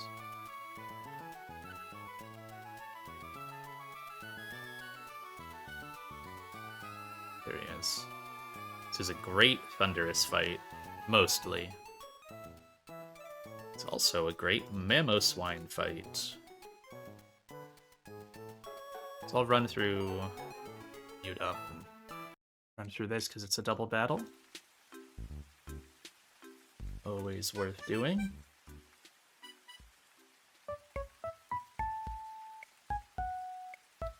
So this is the squad: Thundurus, Urshifu, Mamo, Golisopod, Aerodactyl. Urshifu pretty good here, naturally. throw it in slot 2, and it can just kill the stuff in slot 1. With a plus attack guy, I kill the Metagross without a boost, so I can have a Choice Scarf. The Choice Scarf is not to outspeed anything that he's killing, but purely for baiting purposes on slot 2. That way he can be faster than Charizard.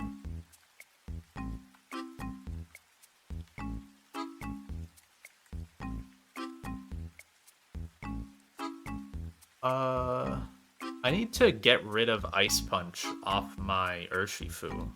Or does it not have it? Am I thinking of... No, it does have Ice Punch. Wait, do I need to get rid of it?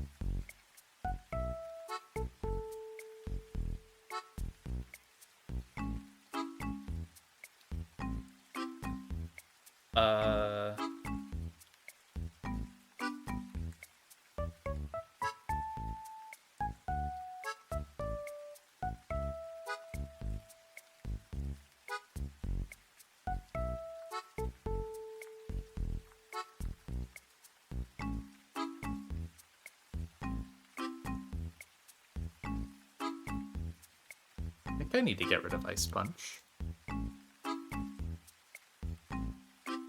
Because I want to get Tropius before Charizard. I have the Scarf, so that way I'm faster than both guys.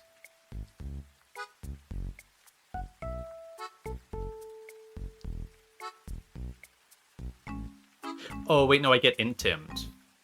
Right? Yeah, I get Intimed by Wordier.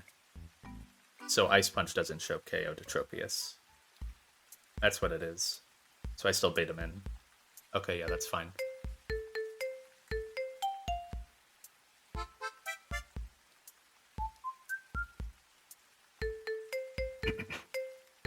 Yeah, completely fine. So the opener here is basically itemless. Thundurus can outspeed and OHKO the Pelipper with Volt Switch. This Pelipper is kind of a bum. You just have to be showing it a KO. But Urshifu always shows a KO. So that's not an issue.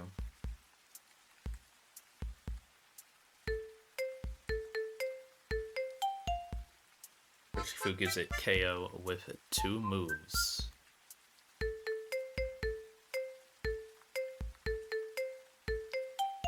So Thundurus will Volt Switch on the Pelipper, going into Mamoswine, and Urshifu with Choice Scarf will outspeed and OHKO the Wordier with Wicked Blow, ignoring the Intimidate by locking itself into a move that always crits. So we Field Wipe, we get Mamoswine in slot 1, and have Urshifu in slot 2 with Choice Scarf. Urshifu with Choice Scarf outspeeds both guys in the back, and I don't show kill to either after the Intimidate. So it's Tropius in. Because after Intim, Ice Punch does not show kill. So Urshifu gets Tropius, and Mamoswine is specifically going only to level 96. That way it underspeeds Metagross and gives it fast KO to come in. If I leveled up too much, I would get Medicham instead, and I don't want Medicham.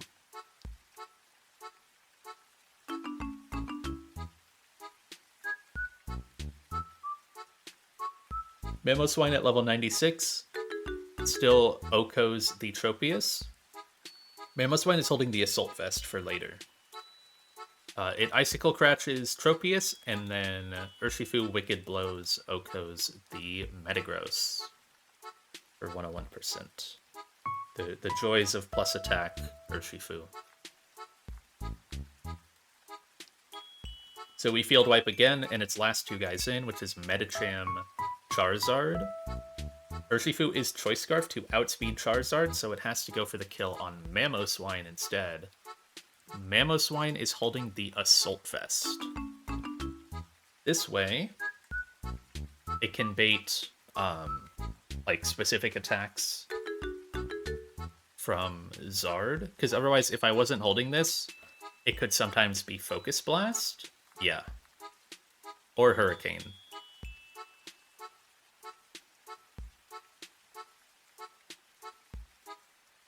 by holding the Assault Vest and going to 236 HP. I can guarantee Weather Ball from this, and I can guarantee Close Combat from Medicham. Somehow, Golisopod at 256 HP can take both of those and then exit only off the second attack. 256 minus 99. Like my phone calc. Make sure it can't accidentally exit early or get dead zoned. 157. Yep, completely fine. And off the minerals of this, 256 minus 56 Weather Ball and 63 Close Combat, we easily exit. This lets Urshifu stay in because it's faster than both guys. And we can Wicked Blow to bring the Medicham down to Sash.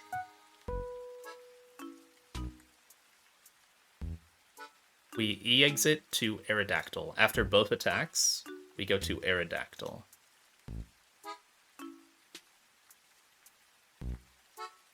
Aerodactyl naturally outspeeds both guys, and with Rock Tomb can just one-tap the Charizard. And Urshifu will finish the Medicham. So it's just a 4-turn fight. I just need to make sure about the Mamoswine stuff and like putting it to the right level. I do need some 3 damage. So you come to 96. He probably could go a little lower, but this is fine.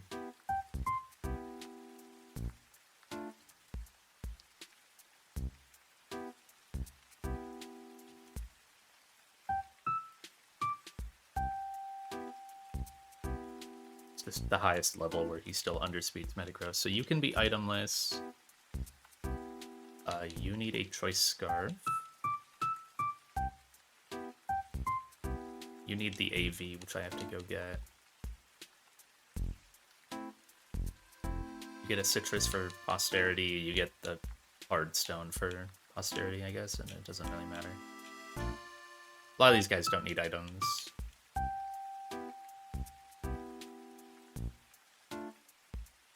Need AV, and then Garchomp is backup. Garchomp is pretty solid backup here, because it outspeeds Medicham.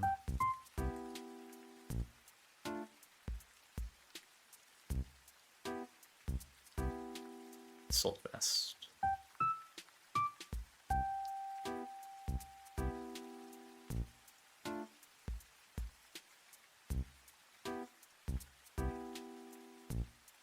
Okay, 3 damage my guys here.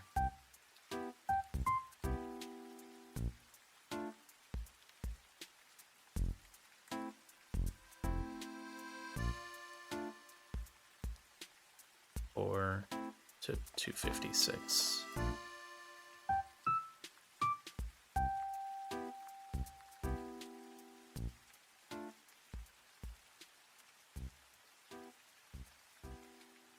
Thundurus slot 1, Chifu slot 2. I guess there might be left guy bug, but I'm not abusing spread bug, so I can just switch them. AV, double check the 236 HP thing.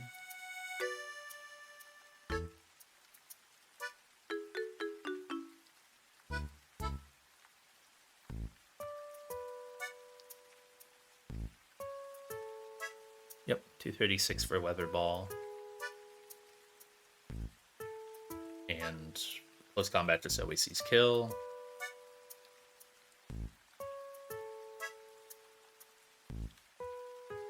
The only thing that might be like a little weird is Tropius could click Helping Hand on Metagross, but Metagross won't get to do an attack, so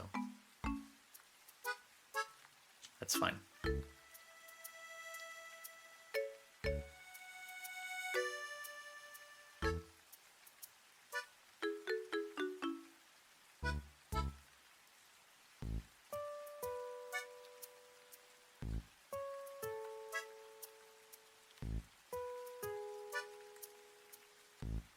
Flyer check, I've got Thunderous and Arrow.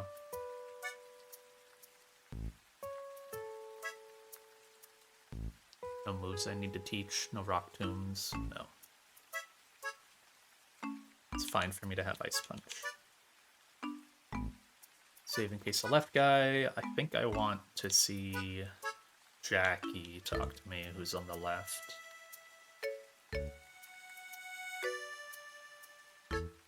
Pelipper can't protect because of Urshifu. You just never get a turn. Okay, yeah. Oh, good thing I saved.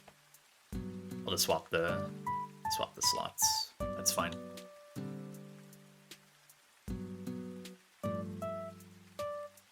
Yeah. Good to know left guy can happen there. I guess it is pretty likely that you're loading Alberto before Jackie. Like almost always, so can't really load them at the same time. Okay. Yeah, Urshifu matched up with Pelipper. That's what I want.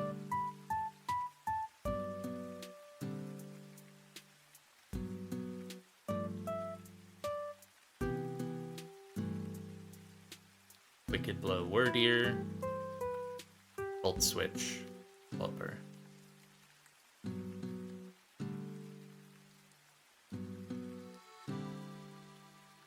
feel like this Pelipper only really matters at all if it ever has Focus Sash.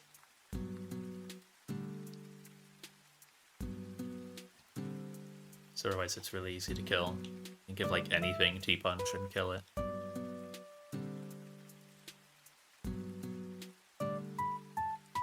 Tropius and Metagross, perfect. Wicked Blow, Metagross, Icicle Crash, Tropius.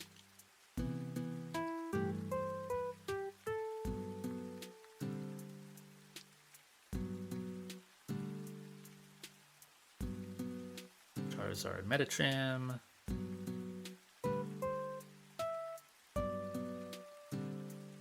Make sure you're holding the Scarf. Yep. Wicked Blow, Medicham. Pivot to Golisopod. Get the Sash. He's got a really strong reversal now, but he's not going to get to use it. Get exited.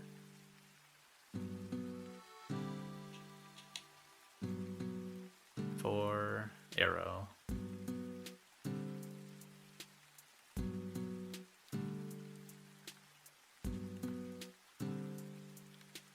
Okay. Nice. There's 2 fights left on this route that I have planned for today.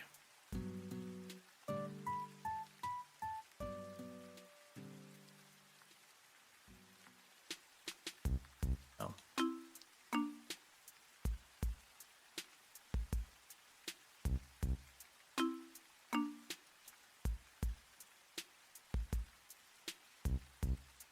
This next one is really tough. So Shifu got 3 there. 28 on this split. And then was Thunderous, Mamoswine, rare Mamo kill.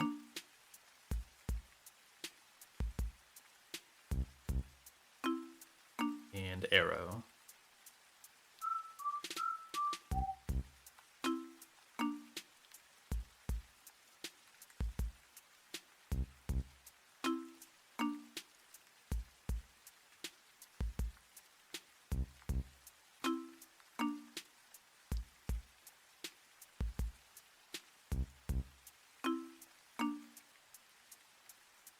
Alright, I can look for a sec. Oh, what you're talking about with Slowbro. My lead for this fight is basically... I don't think that's changing. I'm always getting Hitmontop second.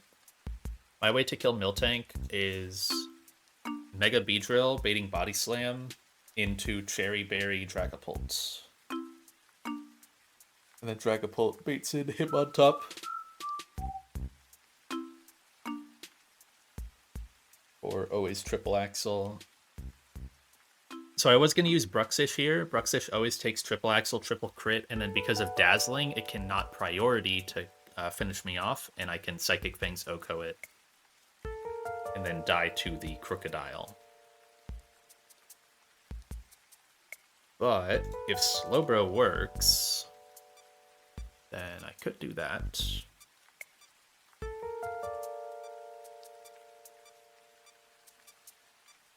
So Slowbro comes in on triple axle.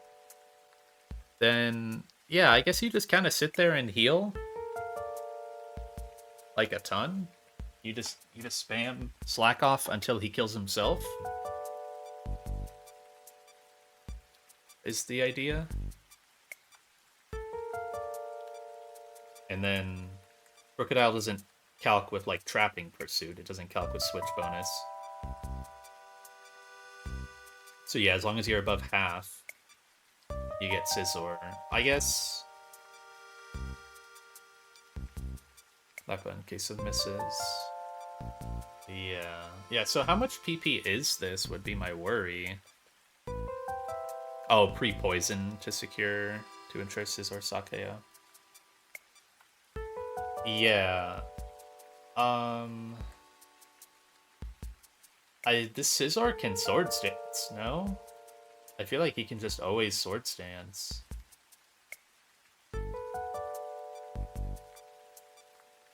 Oh, that's okay versus Ape. Yeah, I don't know if that's okay versus Torkoal. I don't know if that's okay versus my answers. I mean, I might have a different answer. It's just a different line to go down.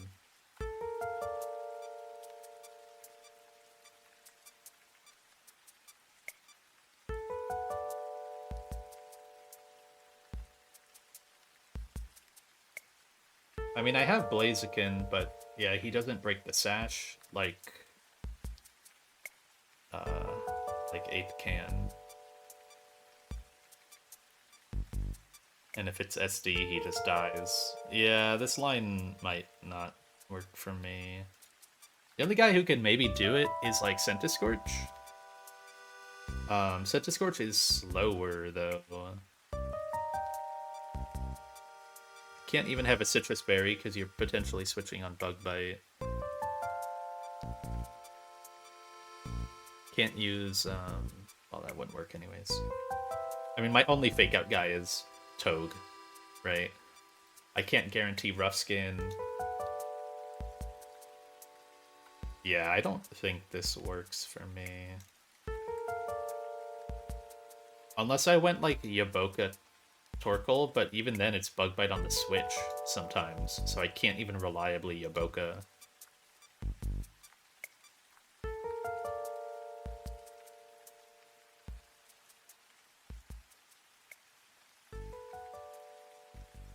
Yeah, I think the fish might have to die.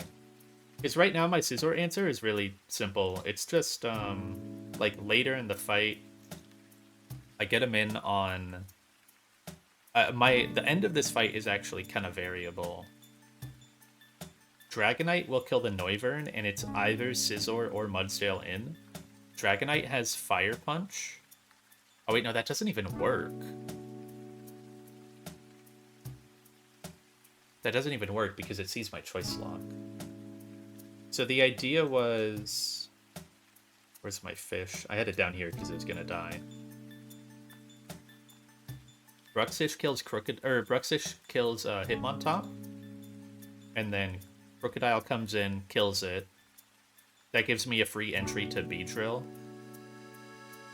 Beedrill can then Leech Life the guy, or U-turn. But Leech Life baits in Noivern Acrobatics always. I was gonna go straight to D-Knight on that with Scarf, because not much outspeeds this. And then Draco Meteor to kill it. Scarf D-Knight does outspeed it. Just barely. And it lives Acro Crit. But what I thought I could do was force Scizor to Bullet Punch if it comes in, but that is not the case. So I need a different Noivern answer. Because it sees I'm choice locked into Draco once it's on field. So I don't have fast 2-hit KO with Fire Punch.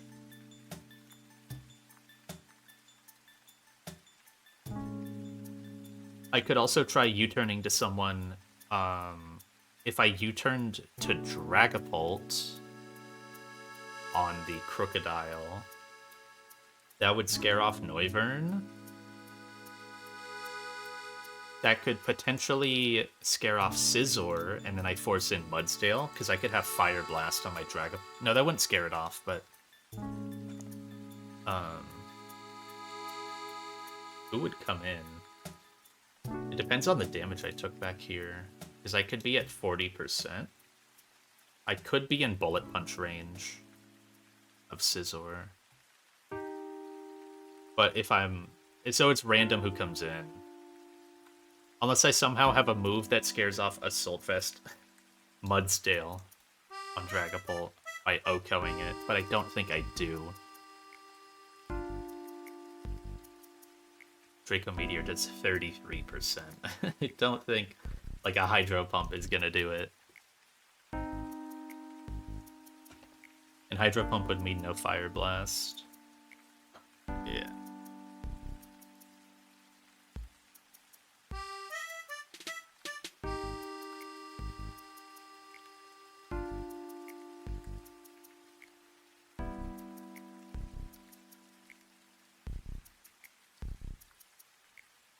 One thing that might be possible is if my Scizor answer... No, I was gonna say if my Scizor answer can bait Heat Wave from Noivern, would be really hard to do. I could U-turn to that and then get Greninja in. And Greninja with Ice Punch I think can naturally just kill the Noivern without its speed item. Yeah. You can come in like pre-frozen on Heat Wave. It's really hard to bait Heat Wave though. I could also bait Dragon Rush and then pivot to a Namorous with Scarf. And then a Namorous is really good at baiting Bullet Punch and doesn't take any damage on entry.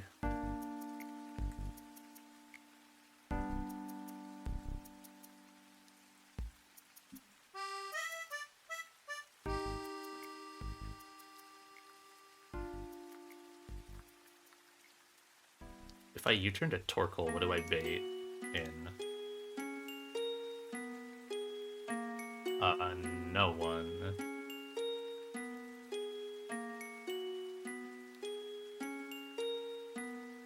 Yeah, no one.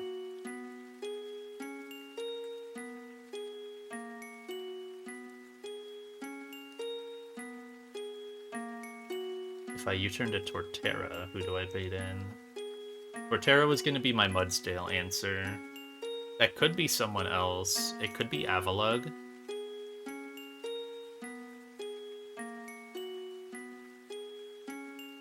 Avalugg can beat Mudsdale. Maybe he baits Heat Wave out of Noivern.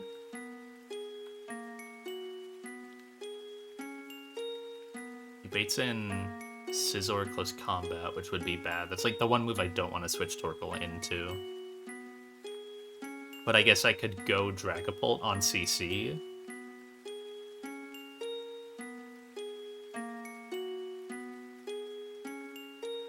And then probably bait Bullet Punch.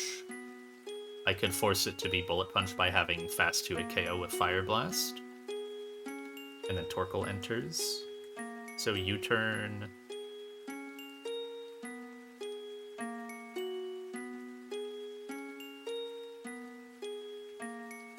U-turn to Avalugg.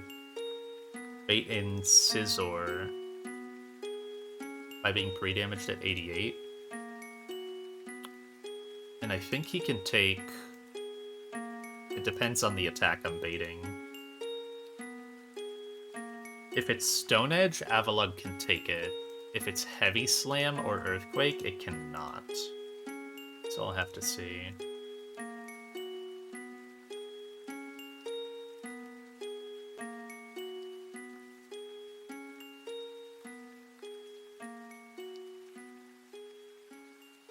But yeah, I can pre-damage to 88 to bait close combat out of... Wait, can I even take this? Yeah, I could. I pivot to Dragapult, who then forces Bullet Punch. Go Torkoal.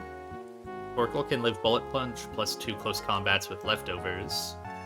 Or because I'm entering on Bullet Punch, I could hold a Citrus or something, or like Shell Bell.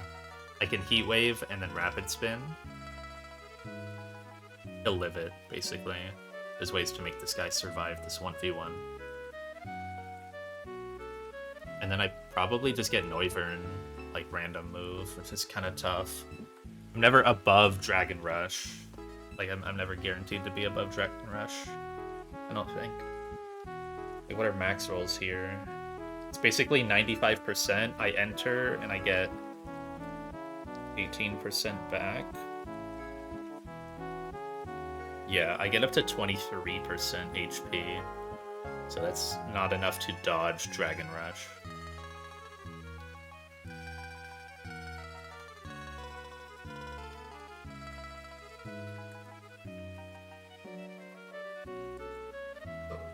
And Explosion doesn't actually block D-Dance. Yeah, it doesn't actually block D-Dance here. So he could D-Dance.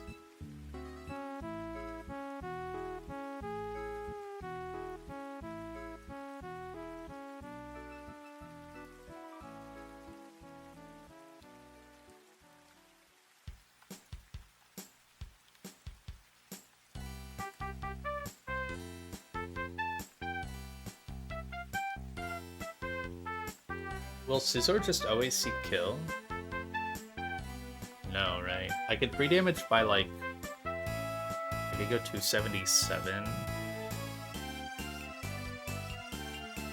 So that way I live aggro here.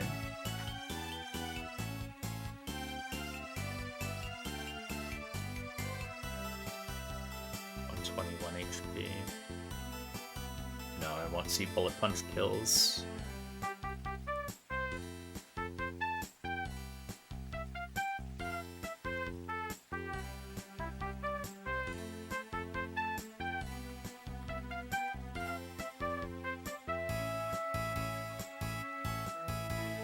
What if I went Scarf Garchomp instead of D-Knight?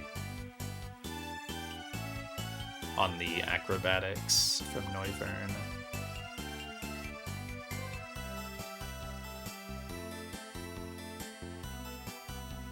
I can kill with Dual Chop.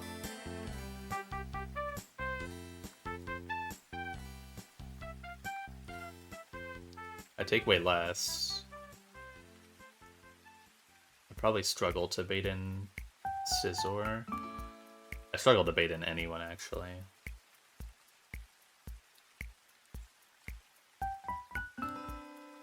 Yeah, it's not great.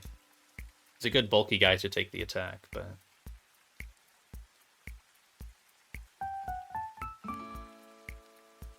I ever use, like, my Flygon here? Scarf Flygon on Acro. Nope. Just always dies. Nice job, man. I use Goodra? No, because Dragon Rush can flinch. I think originally I had Goodra doing this 1v1, thinking it was fine, but yeah, Dragon Rush can flinch and also miss.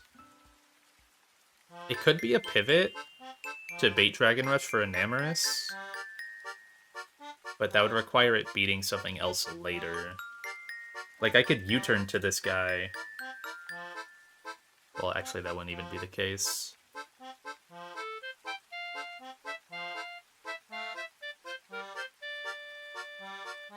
Like, I guess the question is, do I have a Dragon type who can beat Scizor down the road? D-Knight does okay, but he has to enter, and he still takes a lot of damage.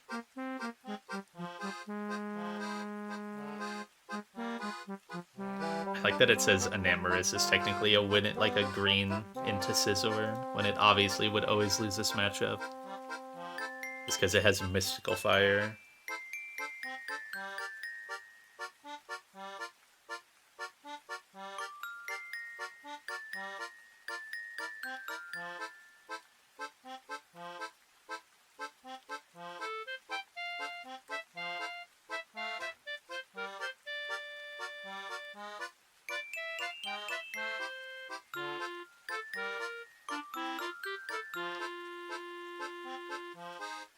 Yeah, Torkoal is just really good because he can't get crit, so I have consistent healing and HP, and I always 2-tap.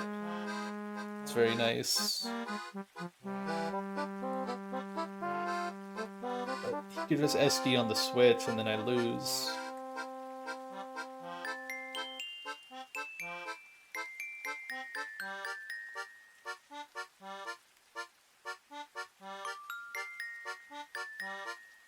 It would actually just be a wipe, I think. Well, Torterra can maybe...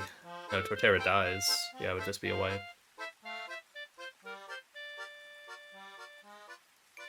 What if I U-turn to Torterra?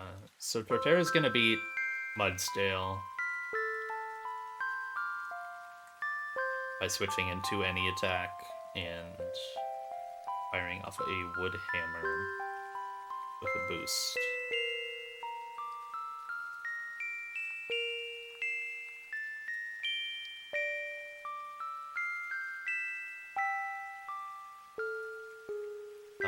U-turning into this does nothing that Beedrill wouldn't bait, naturally. U-turn to Pult also gets random Pokemon in, and that's pretty rough.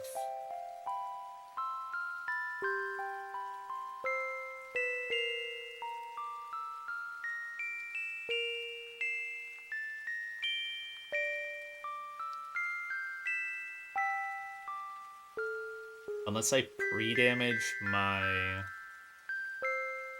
ult, I could have it pre-statused instead of Cherry Berry.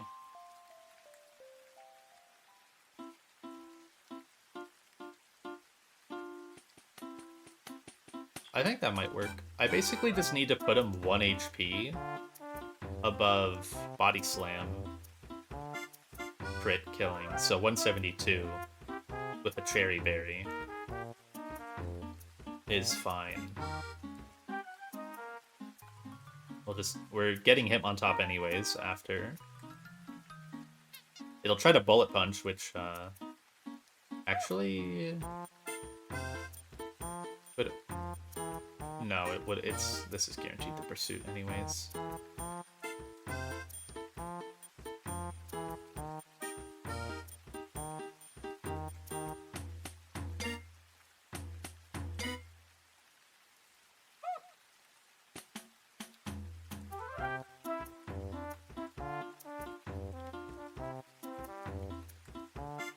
But then if I U-turn to this, it'll be at, so what did I say it was?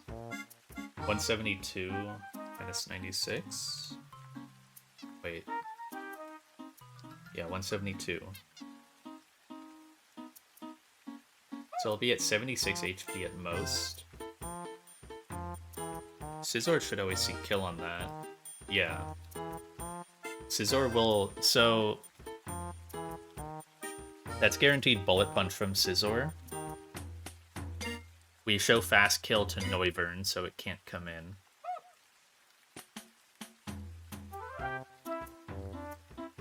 And then we go straight Torkoal on the Bullet Punch, and this... Oh, but that's the awkward random move, Noivern. Again.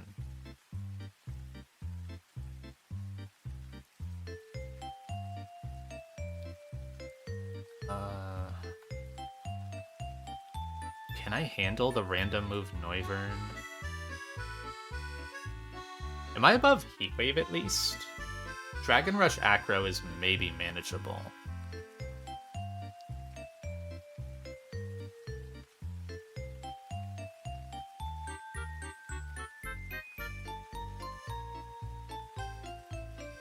Dragonite does not live Dragon Rush, but... Garchomp does. Garchomp lives both of these. I guess I can't rely on Garchomp killing unless I give it Ice Punch. Hi, Sandy. How are you doing? Are you a girl? Yeah, so Ice Punch Garchomp will work here with Choice Scarf. He doesn't get Ice Punch. Okay, never mind. Telling myself promptly. Right, so the problem here is I can't rely on Dual Chop getting this kill because it could be Dragon Rush on the switch, and then Dragon Rush misses, so I don't get the Rough Skin chip. And I cannot damage boost because I need to outspeed.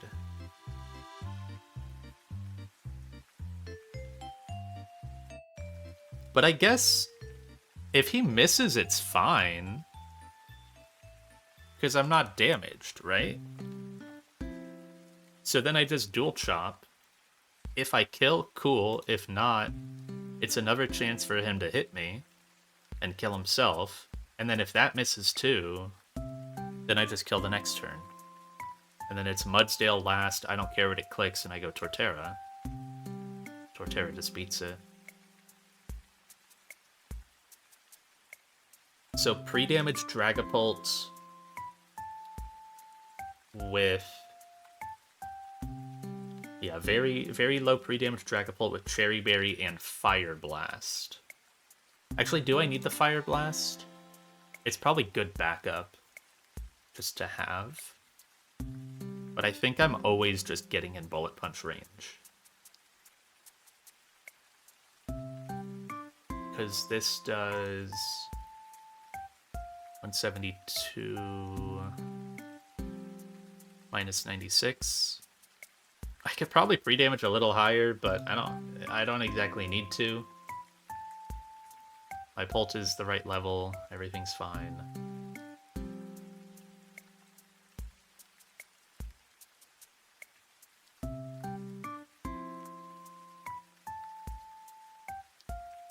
$76, yeah. So the max HP that Dragapult comes out with is 76. And that will bait in Scizor Slow Kill, which then becomes Fast Kill. Because it always sees Bullet Punch killing at that range. And we just hard swap to Torkoal. Torkoal takes 15 on the switch.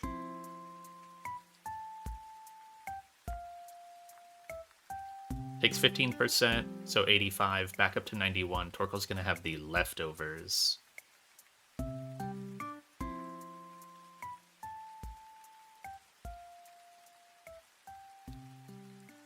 Then he takes a close combat down to 51, back up to 57.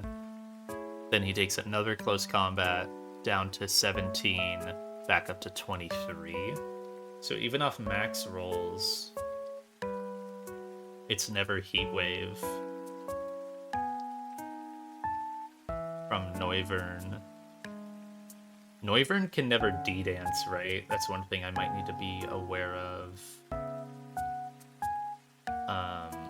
Like off min rolls. So min rolls would be like Bullet Punch, Swords Dance, Close Combat, I believe. Because 2 CCs is 87 times 2, but it's a little lower if it's just a Swords Dance in a CC. Yeah, it's by 1 HP. So 173 plus 33. So that's only 206 damage. We heal 16 with leftovers. So 258 minus 206. Plus entry turn, rapid spin turn, heat wave turn. 48. We heal up to 100. That might be too high. No, it just barely isn't. Okay, good. Yeah, this works.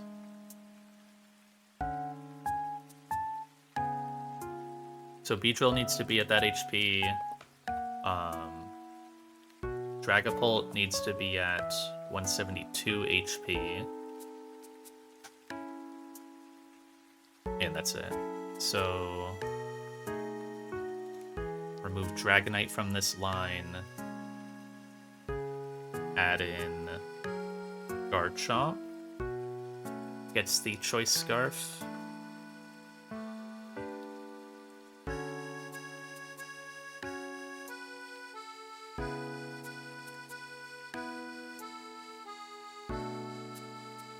So we Mega U-turn to Dragapult. Beedrill is pre-damage to bait Body Slam. Fast kill out of Miltank at 166, yep. U-turn to Dragapult, Draco Meteor, this does 44, this does 60, yep. Him on top and Pivot Bruxish. Psychic Fangs with Twisted Spoon, and that kills. Sack Bruxish, go Beedrill, Leech. No, go Beedrill and U-turn to Dragapult and get Noivern, and get Scizor in.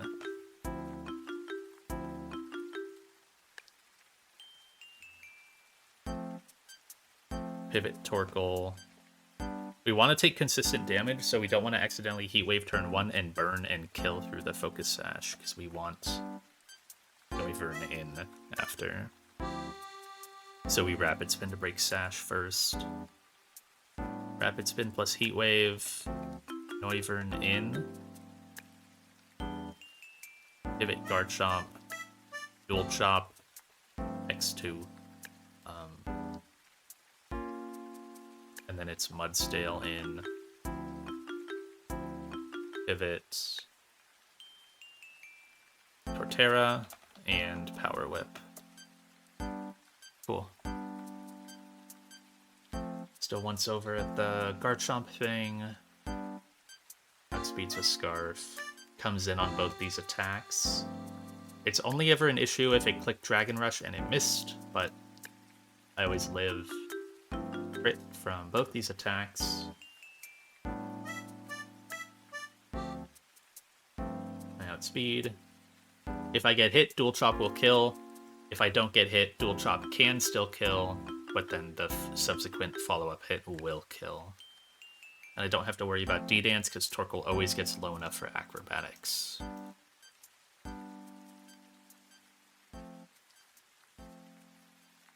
It's just sometimes Dragon Rush.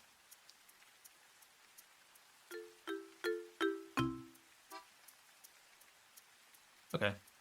Needed a little recook, but we got there.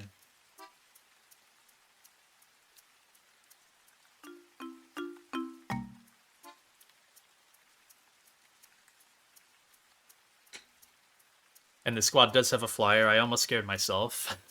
I thought Dragon Knight was my flyer. Thank God for Dragapult, man. I thought I didn't have a flyer, and I would have to recook. For a second there. That would have been awful.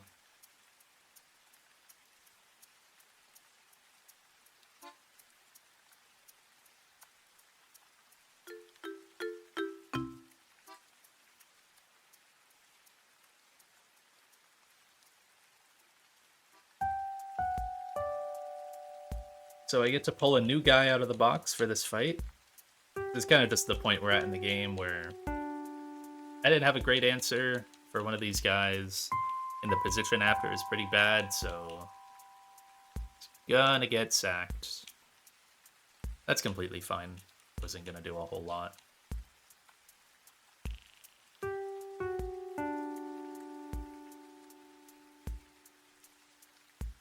I actually think Bruxish is kind of neat, not gonna lie. Would have been fun to maybe have earlier than the end of the game.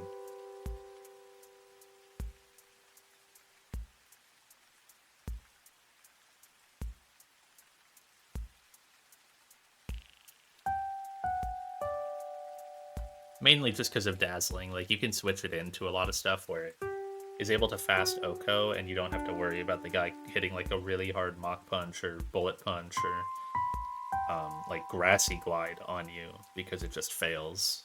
It's kind of cool. It's unique, at least. Like, only Queenly Majesty is the only other ability that blocks that, I believe. I guess Serena's a bit more common.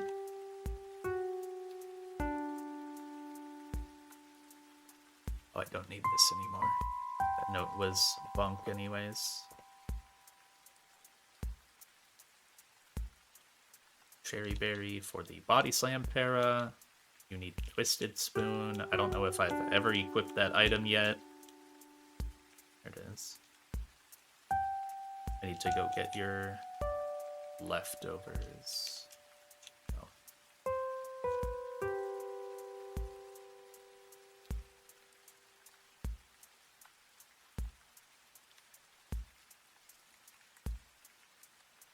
Nope, not the specs.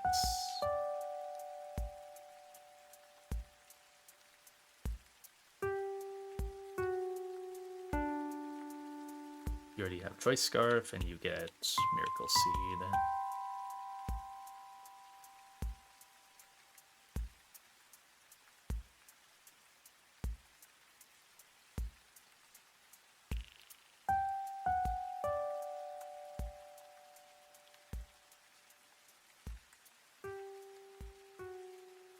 This thing is 31 attack as well. Saved it from needing Life Orb.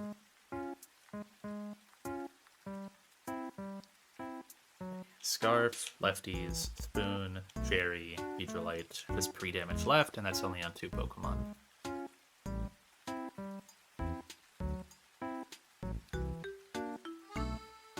Slot 1 to 166. 2 to 172.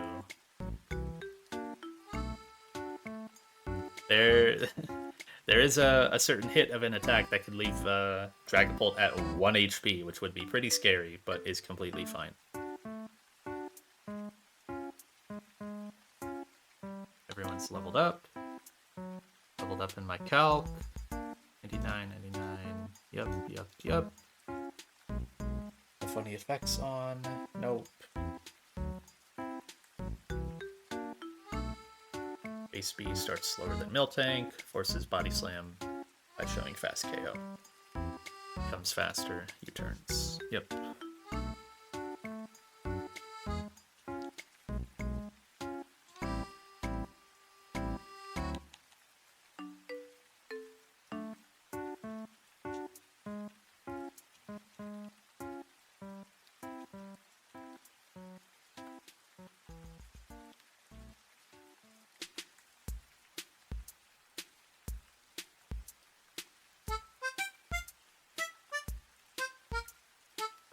Alright.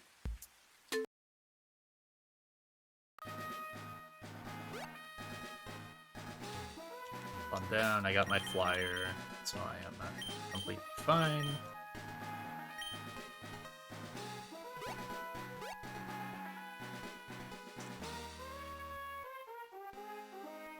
I think this guy blocks the red card. I'm double checking, it's 172. Yes. Max roll, Body Slam, crit. 171. Okay.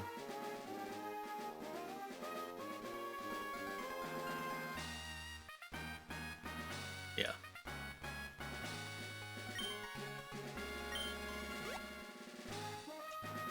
There he is.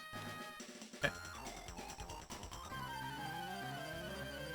So, we are going to sack one on this fight. It's randomly a pretty hard fight. I still have a great way to deal with the Hitmontop. So, not one that gives me a good follow-up after. This Miltank, I'm going to start off slow, bait it into fast kill with Body Slam, that way it won't set up rocks, and a U-turn on it. This only does like half, but it's enough. Guy's almost impossible to OHKO with a fast Pokemon. He's got Choppleberry, so you can't just throw Urshifu at it. It has Scrappy, so this Body Slam will still hit.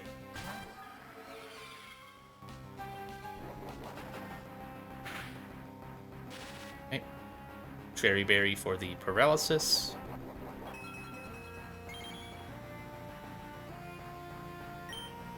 And Draco Meteor to finish.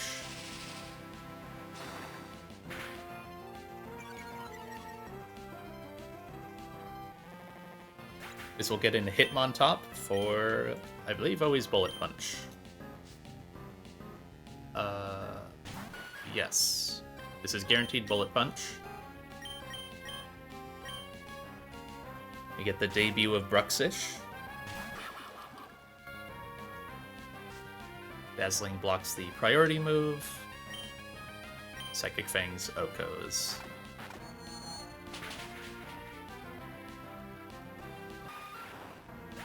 And now, sadly, on Bruxish's debut, we're gonna... Oh, fuck, I needed a pre-damage. Oh, I needed a pre-damage. I saw the calc right as the guy came in. It's 99%.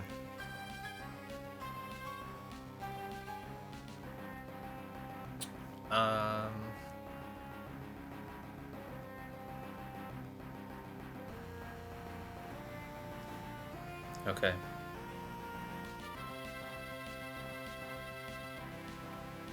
What are you doing? I just needed to pre-damage Bruxish a little bit. I was the other line, it was just, I guess Triple Axle could have missed. That was bad, too. I assumed that this Pursuit killed. Or I thought it had. I should have gone Life Orb. I would have done it. So this is guaranteed Bug Bite. I think this is fine for Torkoal. The thing is, Torkoal is gonna get Pursuit trapped. The other thing is, I think I need a sack for Crocodile still. Because my Crocodile answer is Beedrill. Beedrill cannot take any of the attacks. No, this is never SD. This is always Bug Bite. Bug Bite just sees KO. So two things I could do. I could break the Sash and sack Bruxish. But then I need... Maybe Turtle can 1v1 Crocodile?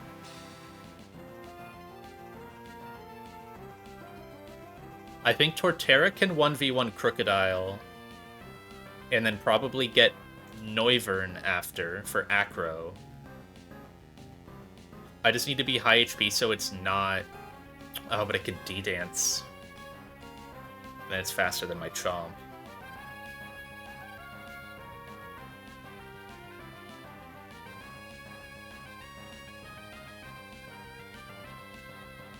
If I go Torkoal now... He'll die to Crocodile. He'll kill Scizor, but he'll die to Crook.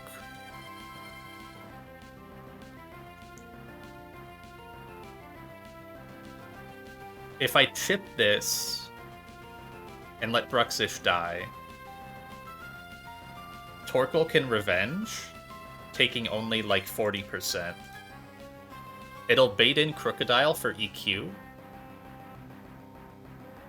And then I can go on the EQ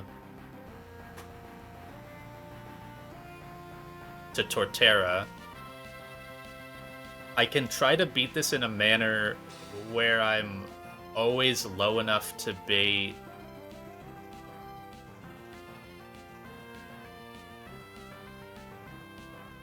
Yeah, the important part is just the Noivern Dragon Dance. That's the most important part. I need to be low enough to guarantee Acro. This is Pursuit or Aqua Tail from Crook. Is my Dragapult HP? It's probably too low for Aqua Tail. Yeah.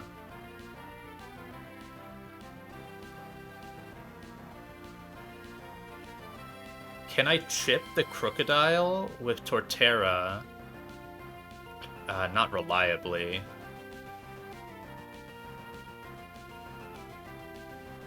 %.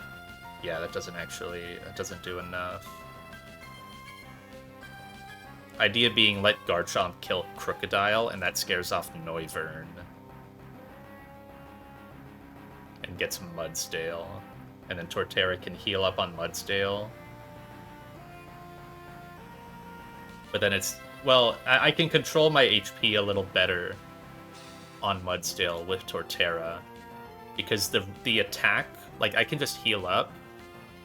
I can Growl spam him, heal up, and then my Wood Hammer will always do, like, 38%, putting me in acro range, and hopefully above Heat Wave after all the growls.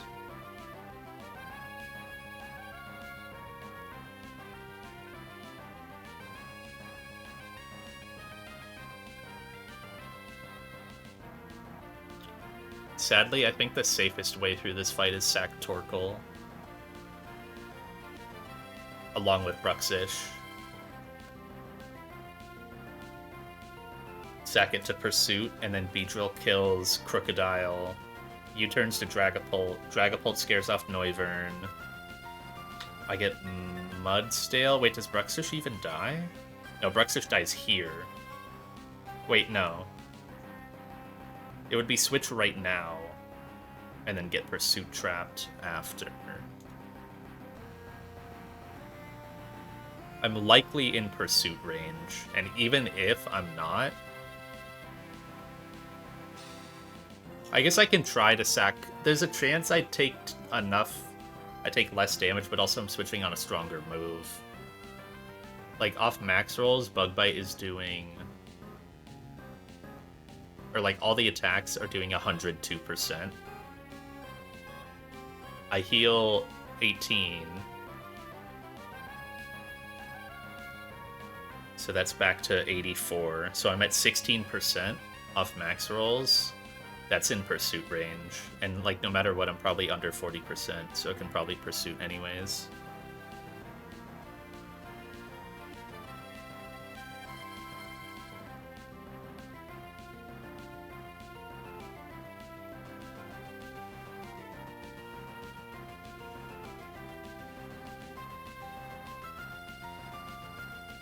Are you saying Turtle can die to Crook? I mean, it's my Mudsdale answer. I needed to kill Mudsdale first.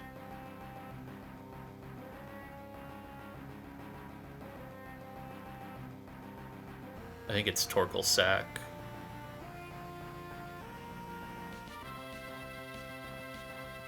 Oh, that turtle. Yeah. Yeah, Torkoal can die here. There are indeed two turtles.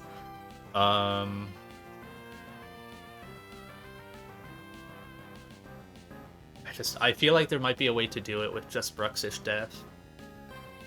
Bruxish gets sacked here to chip Scizor, and then I just Heat Wave. I only take one attack, I only take one close combat. That puts me at 60%. It puts me at 30, or 67, and I heal up to 73.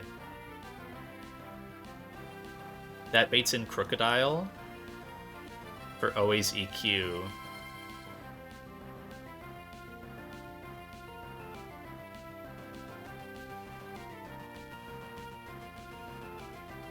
I go Torterra. I can Growl stall this guy, but I'm also slow healing and slow growling. It's not ideal, but it is possible.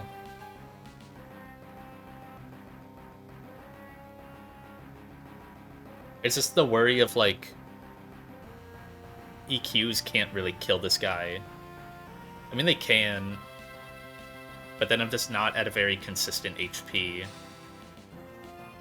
Maybe I can be after the growls. Like, how much growl HP, or how much growl PP is there? 10? I can pour all 6 into this. I only need a couple for Mudsdale. It's more the synthesis that matter.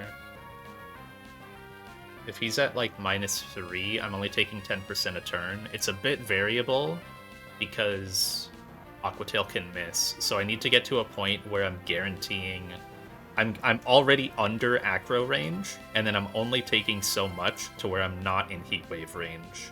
But I think it's workable, and then I just EQ a couple times. I don't really have the PP to stall, though.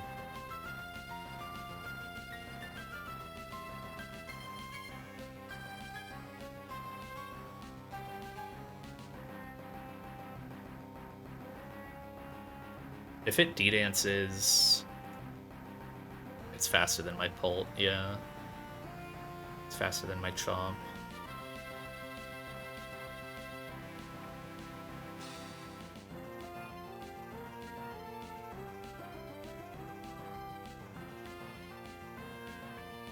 If it D-dances, I wipe. Like, I just actually wipe. Or I wipe to a Dragon Rush flinch on Garchomp. That's also random move selection. Oh no, it's not. Yeah, I would wipe to a flinch.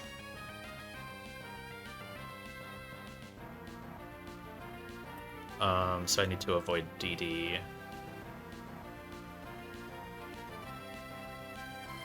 So that's go Torkoal here. Yeah, pivot Torkoal on Bug Bite.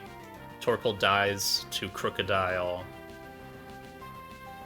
And then Beedrill kills Crook by U-turning to Dragapult to scare off Noivern. No, but that's the same issue. Because originally it was going to be get Scizor. I need to U-turn to someone else. Because then it's Torkoal versus Mudsdale, and it's in the same kind of hard spot.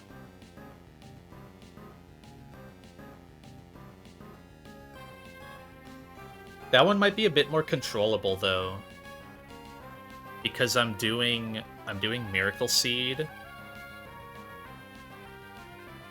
I'm always taking this recoil, 32%.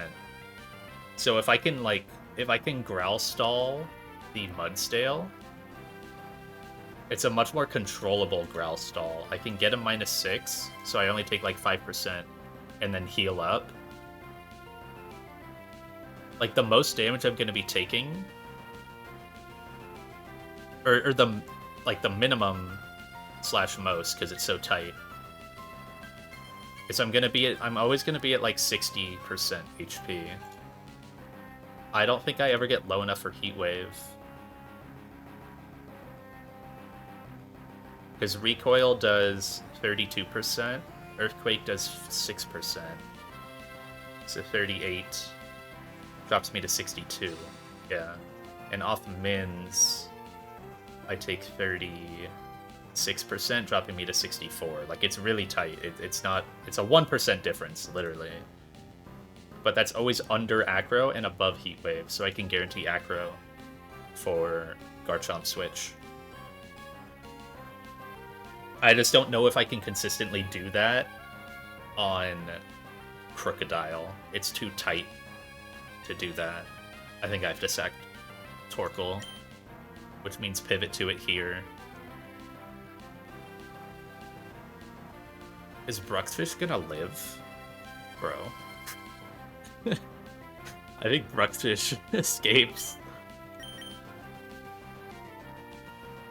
Because I hard pivot here. I live this, yeah. I did the leftovers calc. I take at most 102, and I survive because of the lefties.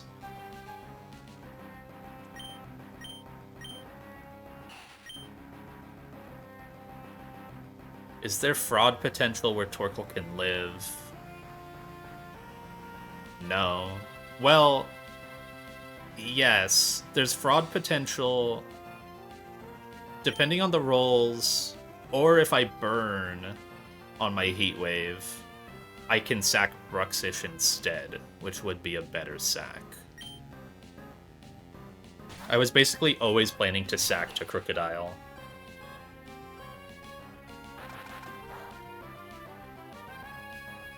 Okay, 55. That was a really high roll. That's not a good start. Swords Dance, and then burn. Okay.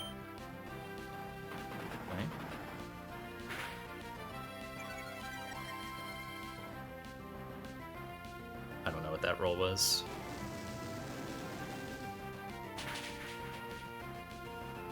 Nice crit. Focus Sash. No burn? Okay.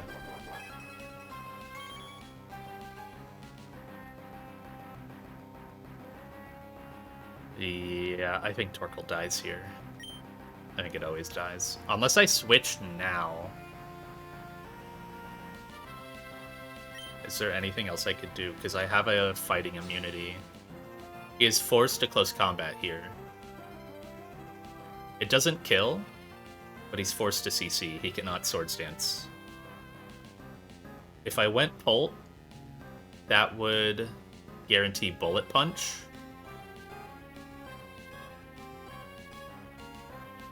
That could get Bruxish back in, and then Bruxish kills. Yeah, Torkoal, you're saved. Holy shit. Because Bruxish can take the Bullet Punch with Dazzling, and then it fast kills Scizor. And then it's just Crocodile in. So I can switch to this. This is guaranteed CC, right? I'm at 135, no other move kills, you're faster, it can't Swords Dance because you see that I kill. I could literally protect to test, but... I can go Pult on this. I can bait Bullet Punch.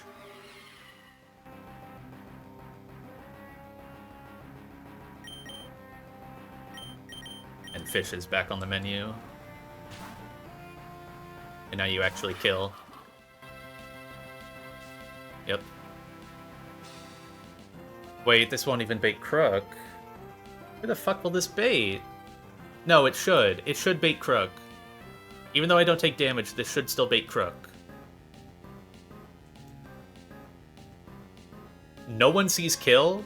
It sees it's faster, and it sees out damage. It has to come in. There's no fucking way this isn't Crocodile.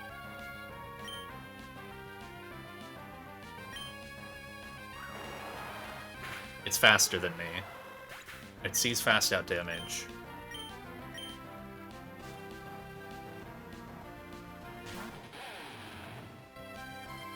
I'll let you fire off an Ice Fang. You can live this, by the way. Bruxish can live, unless it's crit.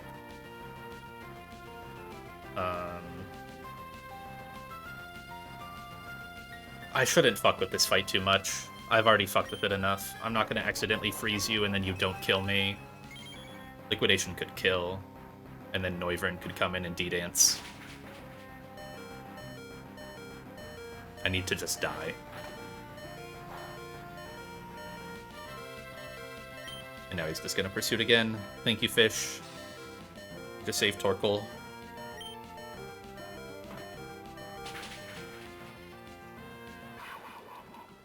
Fish got 2 kills before going. We don't care about Moxie Boost. We go Beatrill. Line is intact. Is it? Yes. It's somewhat intact. I still have to fuck around with the Mudsdale. But we're fine. We should be fine. It's heavily manageable. Beedrill U-turns on Crook. And we go Dragapult. Dragapult scares off Noivern.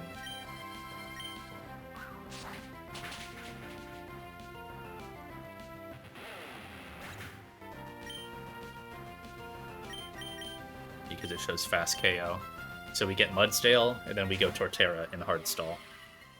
And just make sure I'm under Acro range and above Heat Wave range. After my recoil, which is really easy. I basically just have to growl this guy like 3 or 4 times. And then heal up and Woodhammer, and that's enough. Like, that's the right HP to be at.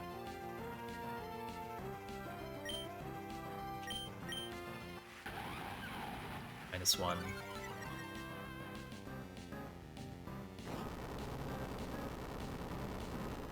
He can never click counter because I'm already showing kill.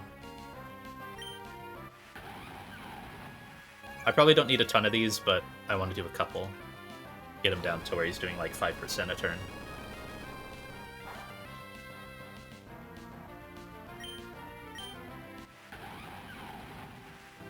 -3.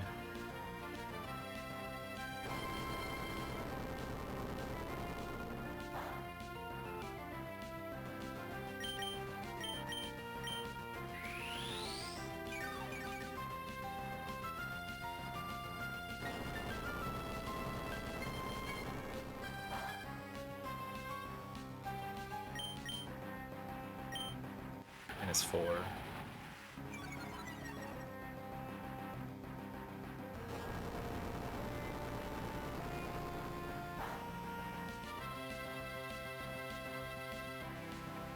Okay.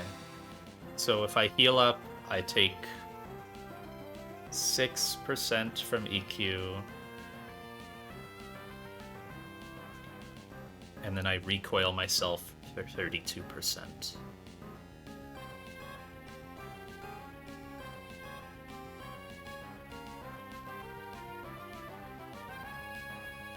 That drops me to 62, which is always under acro. Yeah. So I can just heal. Actually, yeah, I heal one more time. And then, Woodhammer.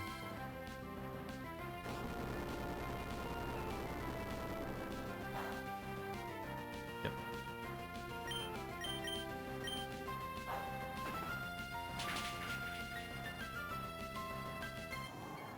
Recoil down into acro range, 196. Perfect. 20 HP above Heatwave. This is always acro kill. Can never de-dance. Chomp just wins. Whew. That was awful. Wow. Youch.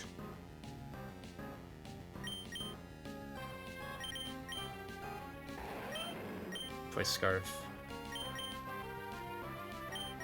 Pistol Chop kills after the Ruskin chip.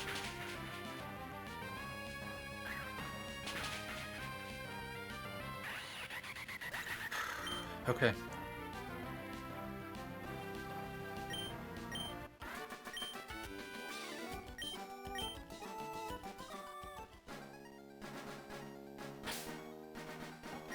Save my game. Thank you, Fish, for saving the Torkoal.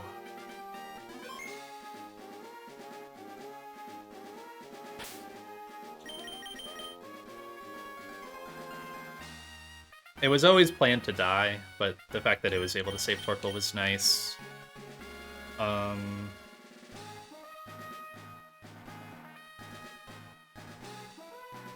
Yeah. Okay. Well, I've got one more fight. Thankfully, I have a flyer.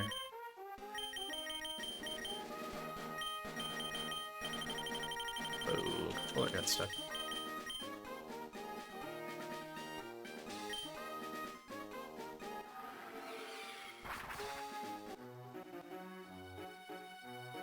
Fish did manage to get 2 kills before they died.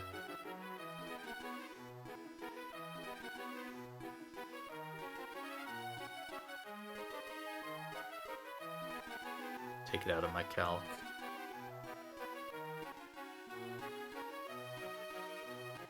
It was a pretty good fish, too. Like, it actually seemed alright.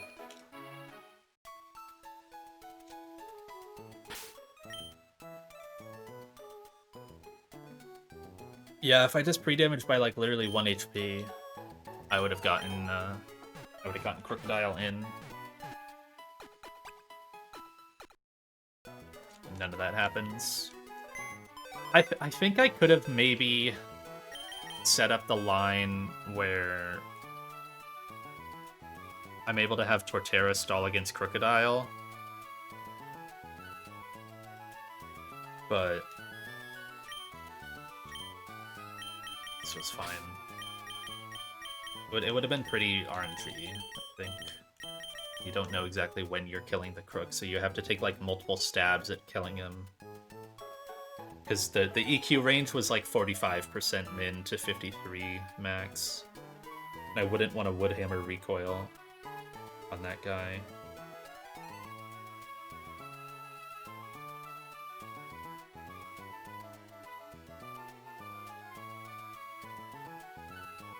Okay.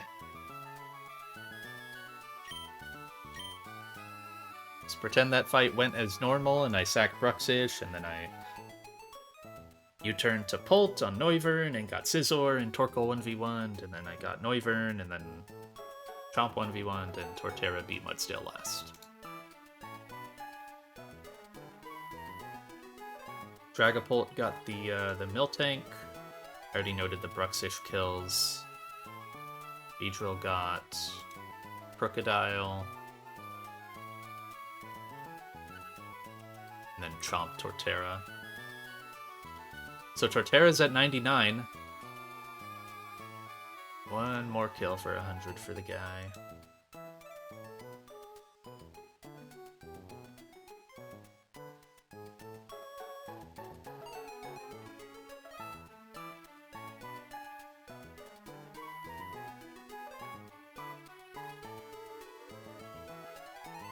Banded Chomp takes 3. Is that a Jolly Chomp? Or... Oh, Chomp! Damn! I don't know why I read that at Shifu. You say Shifu on the next one. Banded Chomp takes 3. Oh, your guy's really fast, huh?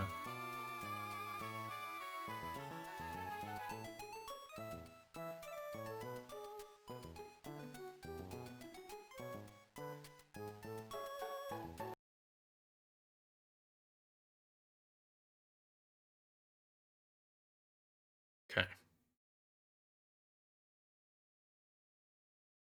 Gonna pull up a different playlist.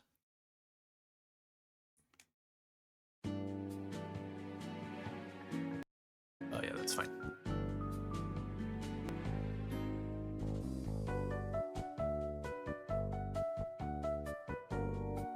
Alright, let's go ahead and build this. This is the final fight I have planned for today. I calced this one this morning, so I'm pretty alright with it, but I also just fucked up my recook, so we're still gonna run through it.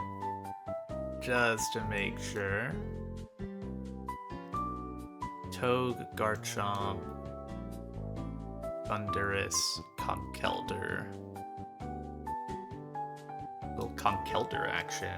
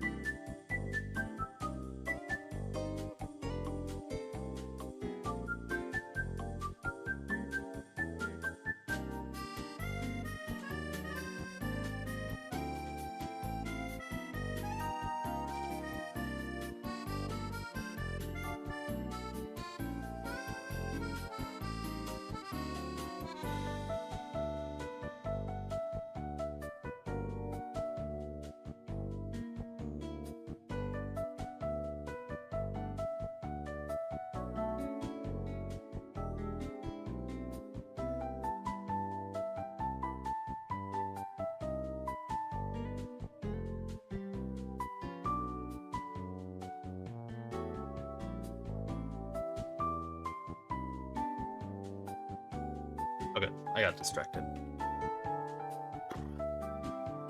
So, squad for this fight is Urshifu in slot 1, matched up with the Silvally. This is a split double, yeah? Yeah.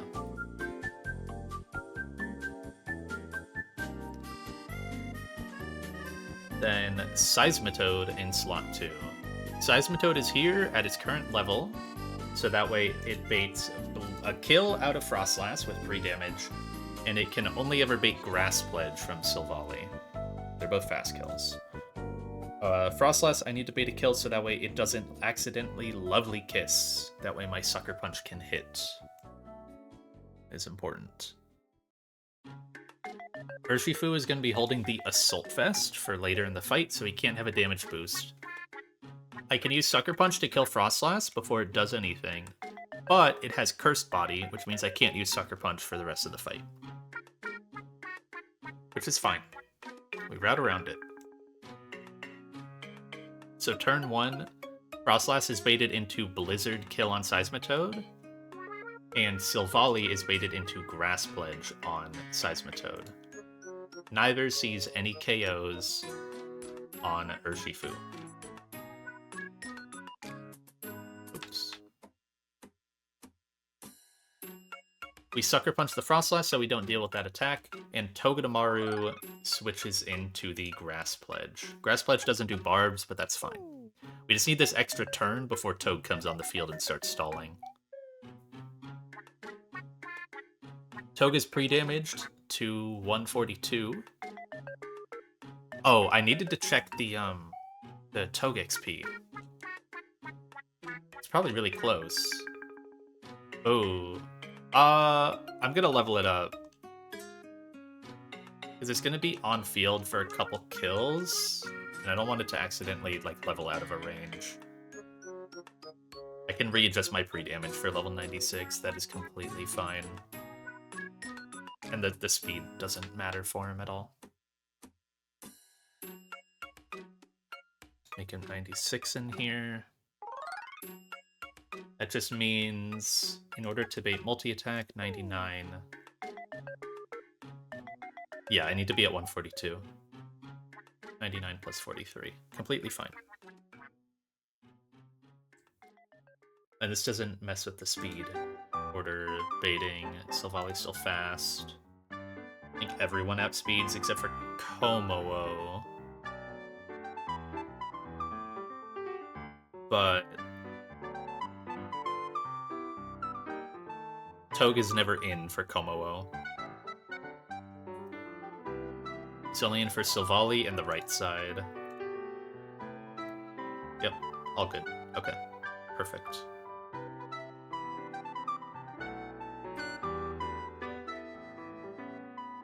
Seismitoad doesn't need an item, it's just there to bait. It's pretty slow. It's also the go-to sack, if needed on this fight.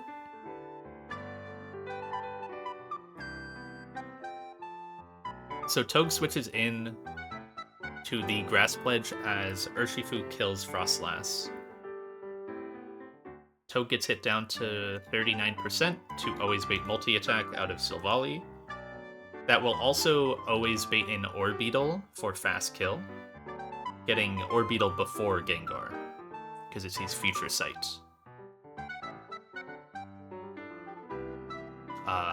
Urshifu is naturally outspeeding the Orbeetle and is able to just Wicked Blow it, which means I can just fake out the Silvally to chip it and stall a turn.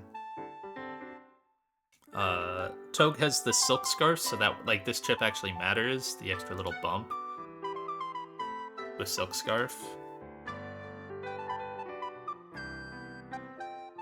It does 6 extra damage, and I need 4 extra damage for later, I recall. So we fake out Silvally as it tries to multi-attack into Toge. And then Gengar comes in, because it's last in that line. Now I can Spiky Shield. The reason why Urshifu has the Assault Vest is so that way Gengar does not see fast KO on it with Focus Blast. Urshifu's at full HP. So it only sees fast KO on Togedemaru with Focus Blast or Shadow Ball. And Silvally sees fast KO on Togedemaru with Multi-Strike. So we just Spiky Shield and a Wicked Blow the Gengar. Now Gengar obviously has a Focus Sash, so I can't kill it, and I can't rely on Sucker Punch the next turn. Because it could be disabled by Frostlass. So we just have to Wicked Blow it again later. But that's fine. We finally have to get Toge out. So we go Garchomp on the double attacks. It takes Shadow Ball crit, and then it takes multi-attack because it's electric type. So we take this Shadow Ball just fine. And Gengar dies to the final Wicked Blow, making it a 2v1. Garchomp is Choice Scarf to outspeed the Silvally. And the chip from the Fake Out and the Iron Barbs is enough so that way this Earthquake always kills Silvally. So we can pivot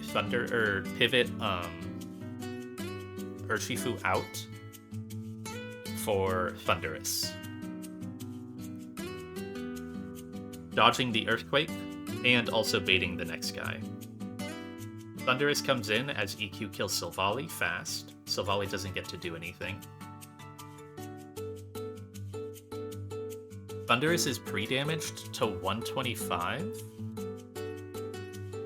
So 43%. It actually doesn't need to be pre-damaged that low, but it doesn't hurt.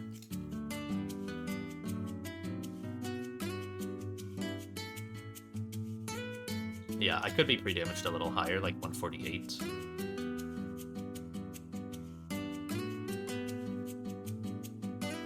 That's alright. Yeah, 125. This will bait in Komowo for slow kill instead of Golem. Then Thunderous throws off an itemless Acrobatics for 80%, and Garchomp keeps throwing off an EQ for 30%. And that does enough damage to kill. The EQ goes first. So we just 2v1 the Komowo, and then it's Golem last.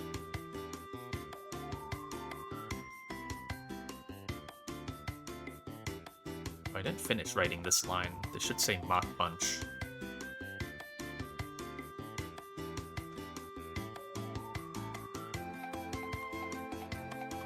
So Golem comes in and it sees, it only ever sees, it can't blow up because it's the final mon, which is kind of nice in a double battle. But it sees Stone Edge and Rock Slide kill on Thunderous, and it doesn't see anything on Garchomp, even if we got Maxwell crit by Shadow Ball.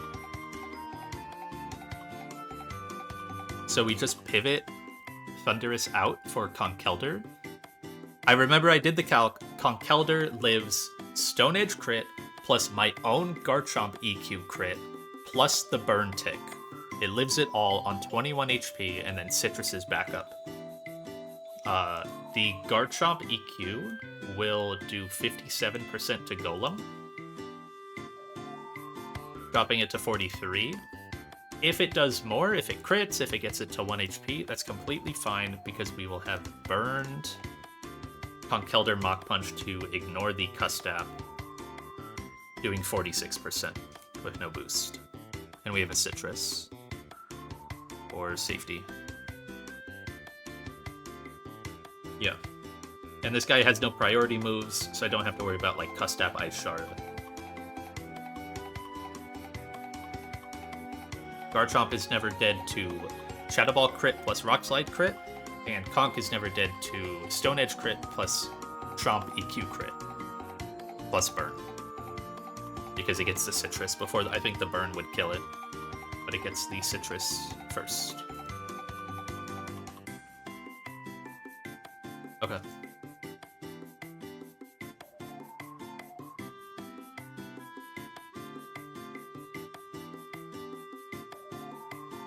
Urshifu. Right, Seismitoad is probably over here, because I don't use it much.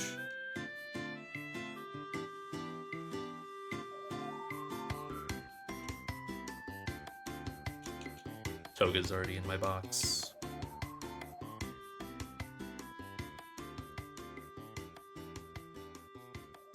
Bundy and Conk.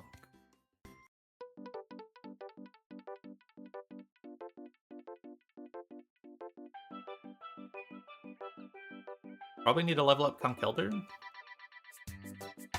Yes. I think it needs to get leveled up so it lives the attacks. And there should never be any spread bug shenanigans on my Conkeldurr from my Garchomp, because Chomp is in slot 2, and I'm pretty sure you just can't get spread bug stuff in slot 2.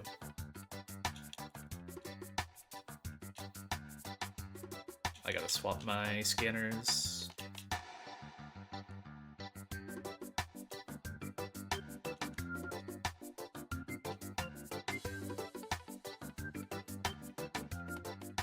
Toge needs the Silk Scarf.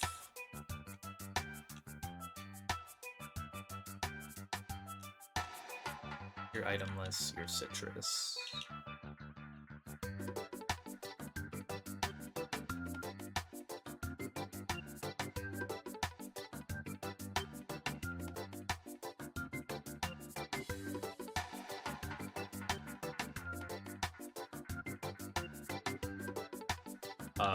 This team does have a flyer, but I don't need them anymore. So you can just go to 118. You only have 5 pulp frags. What is he gonna end at then? Like, how close is it? I don't recall.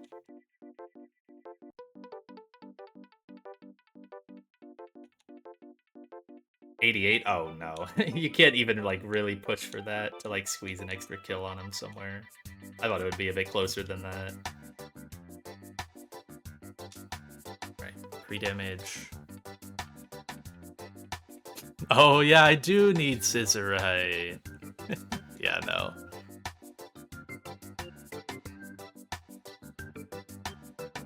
Okay, Seismitoad to 186. Double check that damage range. That is for showing Blizzard kill to Frostlass at level 79 in doubles with Ice Gem. Yep.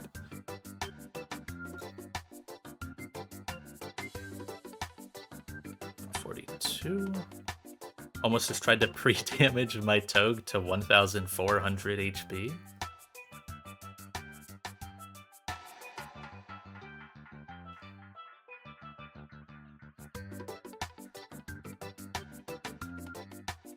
Okay. Yeah, this should be good. AV, your moves don't matter. Well, Wicked Blow Sucker Punch is all that matters. Item list 186, 142 Silk Scarf.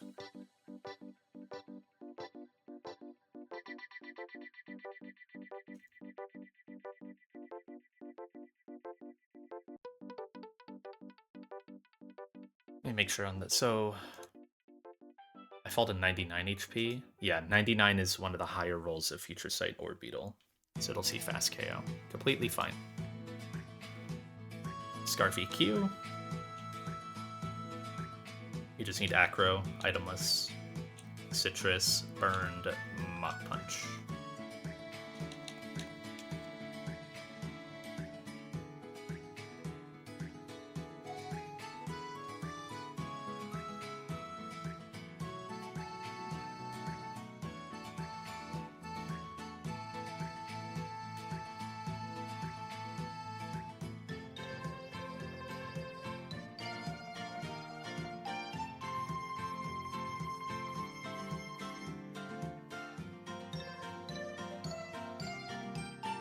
Get the item I really came here for, the red card.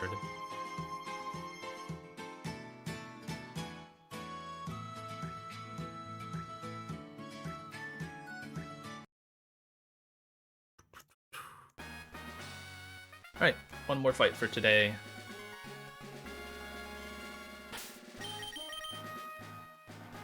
Urshifu slot 1, I want it matched with Silvally, so that way Togue can bait in Orbeetle.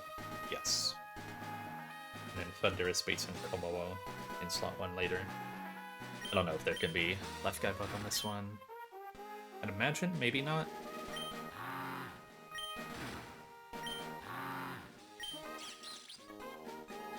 Scarf. Scarf on you and Scarf on you. Itemless. Citrus.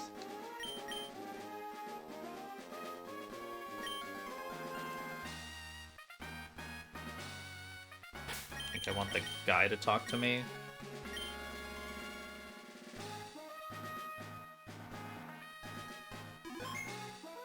Yeah, Fernando and Yasmin. Okay, that should be good. Double Scarf, just like my E4. Yeah.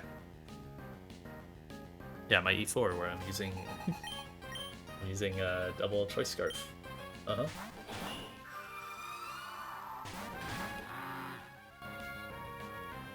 Alright. Urshifu with Silvally. Good. So we're gonna Sucker Punch Frostlass. 3 damage so that way Frostlass always has to attack. And go to Togue.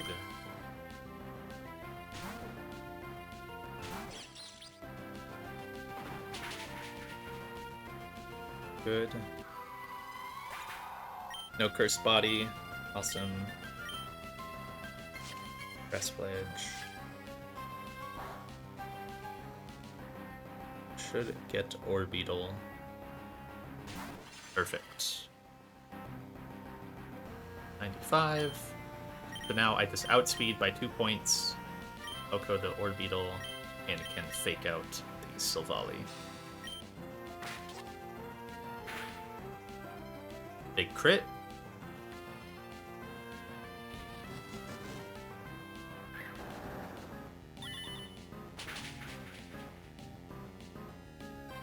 Nice back-to-back crits.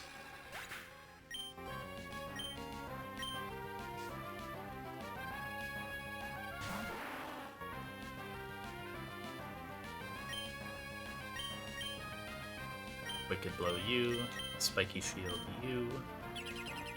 Urshifu is Assault Vest, so it doesn't big kill from Gengar.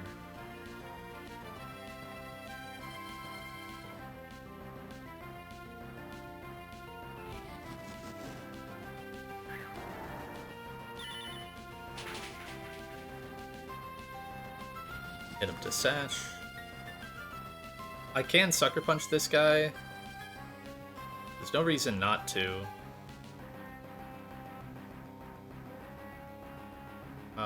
Right? Yeah, it's just no damage on Garchomp. Wait, no, he's always attacking, right? He's always going for kill on Toad. He's never clicking Hypnosis. I can Sucker.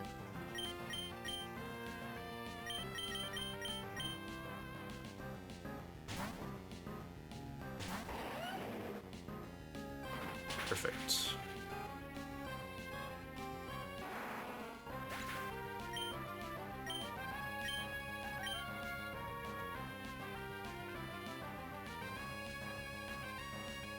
I just get out.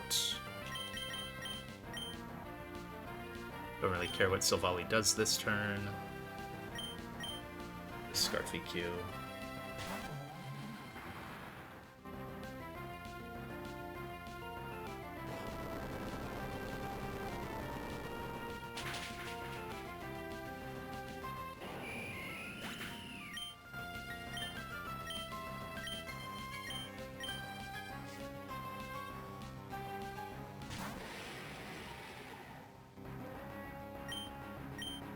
This Komoa will die.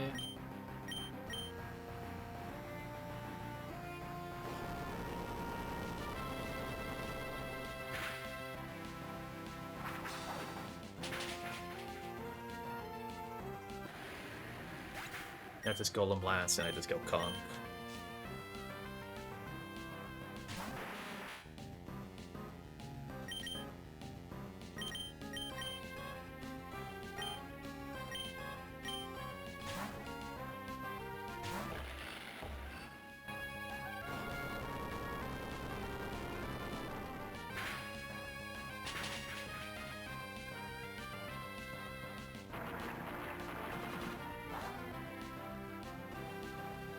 -1 Citrus.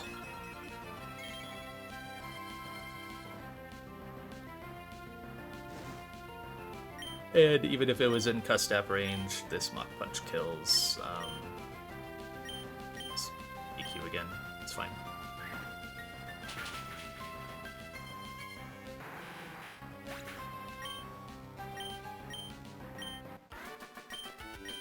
Alright, that's the entire route done. There's something like 8 fights left till E4. Get the eject pack. I don't want to go up there. I thankfully don't need any of the berries that are behind those trees. Get access to a new Mega, which might be helpful on the route.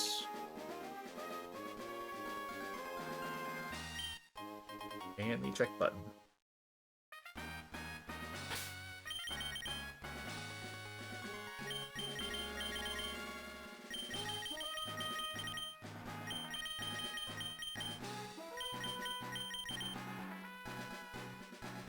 And I guess the next spot to go is probably over here, right? Or, no, here. That's gonna also be an annoying run back.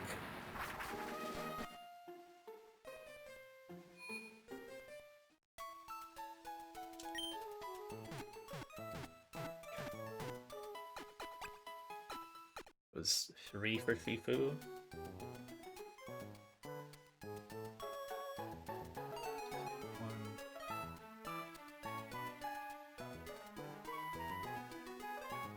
Then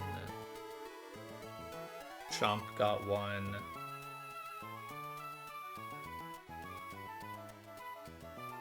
Bun D got 1.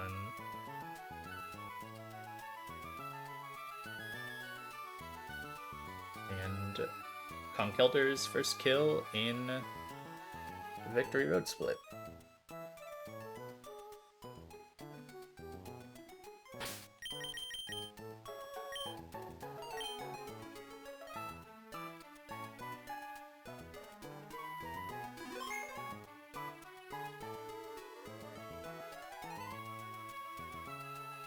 Okay. Yeah, thankfully don't have to do this Psychic Terrain fight. So next is Route 115. At the end of Meteor Falls in Route 115, I need the Focus Sash, which is behind every single fight in the area. I also need a TM over there, so... I gotta do this double. This one doesn't look awful. A bit tricky to figure out the end game, but Beedrill and Togedemaru is very good here. This guy seems really tough. This one seems maybe okay.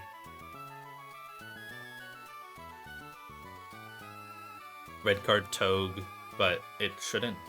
Well, might be a bit annoying, actually.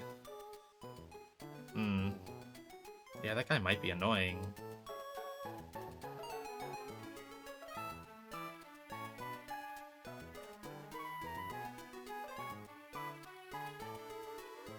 My only knockoff guys are...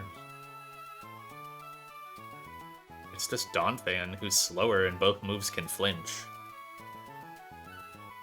That's really awkward. Oh, I have a Mold Breaker. That Toge is gonna be awful. I don't know if I have a way to negate red card. Safely, at least.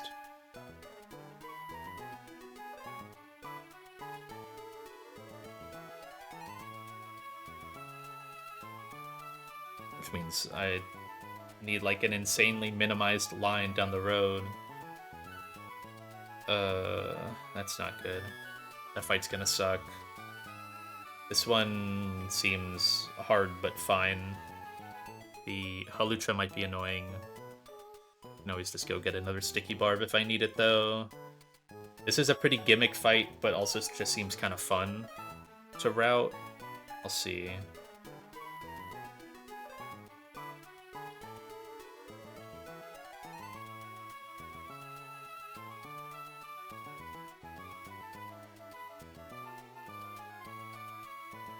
The Mega Gardevoir fight seems alright. The Azumarill might be annoying because it has Ice Punch. This guy doesn't seem crazy bad. You just gotta be... Actually, the Young Mega seems like the hardest part here.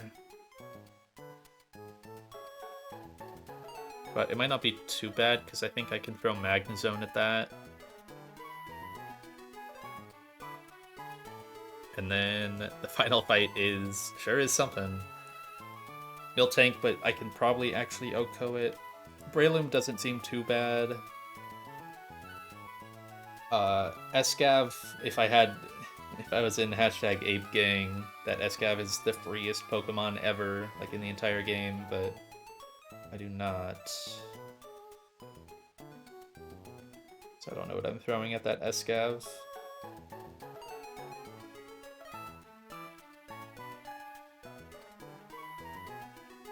Ninja Ash and Mega Lucario. Weakness Policy, Multiscale D-Knight. Very cool. But if I do all of this, I get the Focus Sash and then I can do E4. Hopefully I can calc this route in like 3 days. I would hope. It's basically the nice thing is it's basically all single battles. I have one more double battle to cook in the game, and then it's just all singles, and I can start sacking stuff next weekend. Potentially, yeah, that could be a good point for me, I think. I think that would work. So yeah, I guess I've got a bit of time. I obviously want to take like a couple days. I kind of want to take a couple days to like fully revise the E4 once I'm at the gates and I have everything. I thought of something today that I need to double check on my Phoebe, but it should be fine.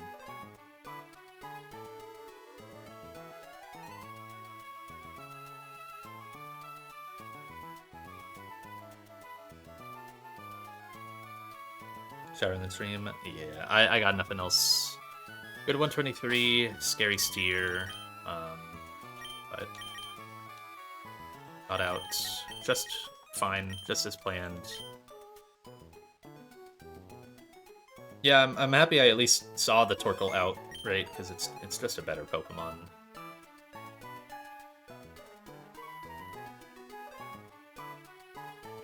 It worked out. Haven't needed to steer in quite a while. It is actually kind of fun, like, when you have a steer that works. Makes you feel a little better at the game.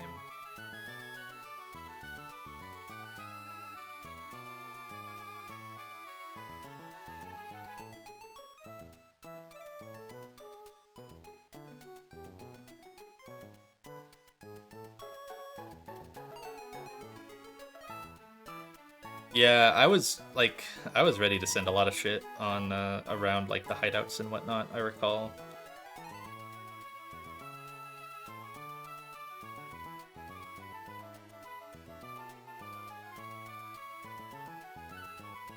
Okay. Let's see if anyone is actually playing Run and Bun.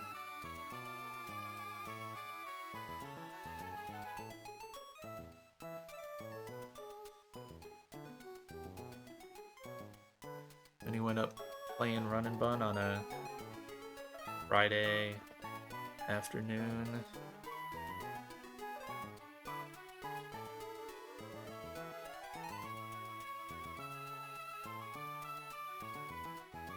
Pokemon Champions. Wrong game, man.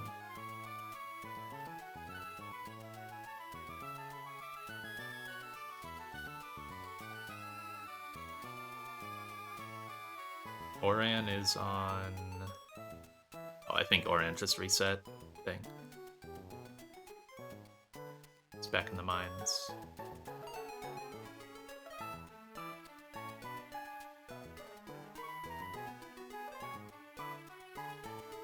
Chill and watch some Brawly while I calc, probably. Say it one more time.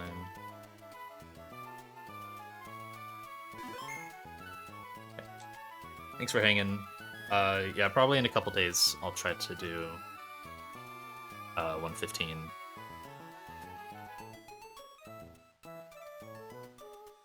But probably not E4 till, yeah, next weekend or like next Friday would probably end up being good for me. So, anyways, goodbye.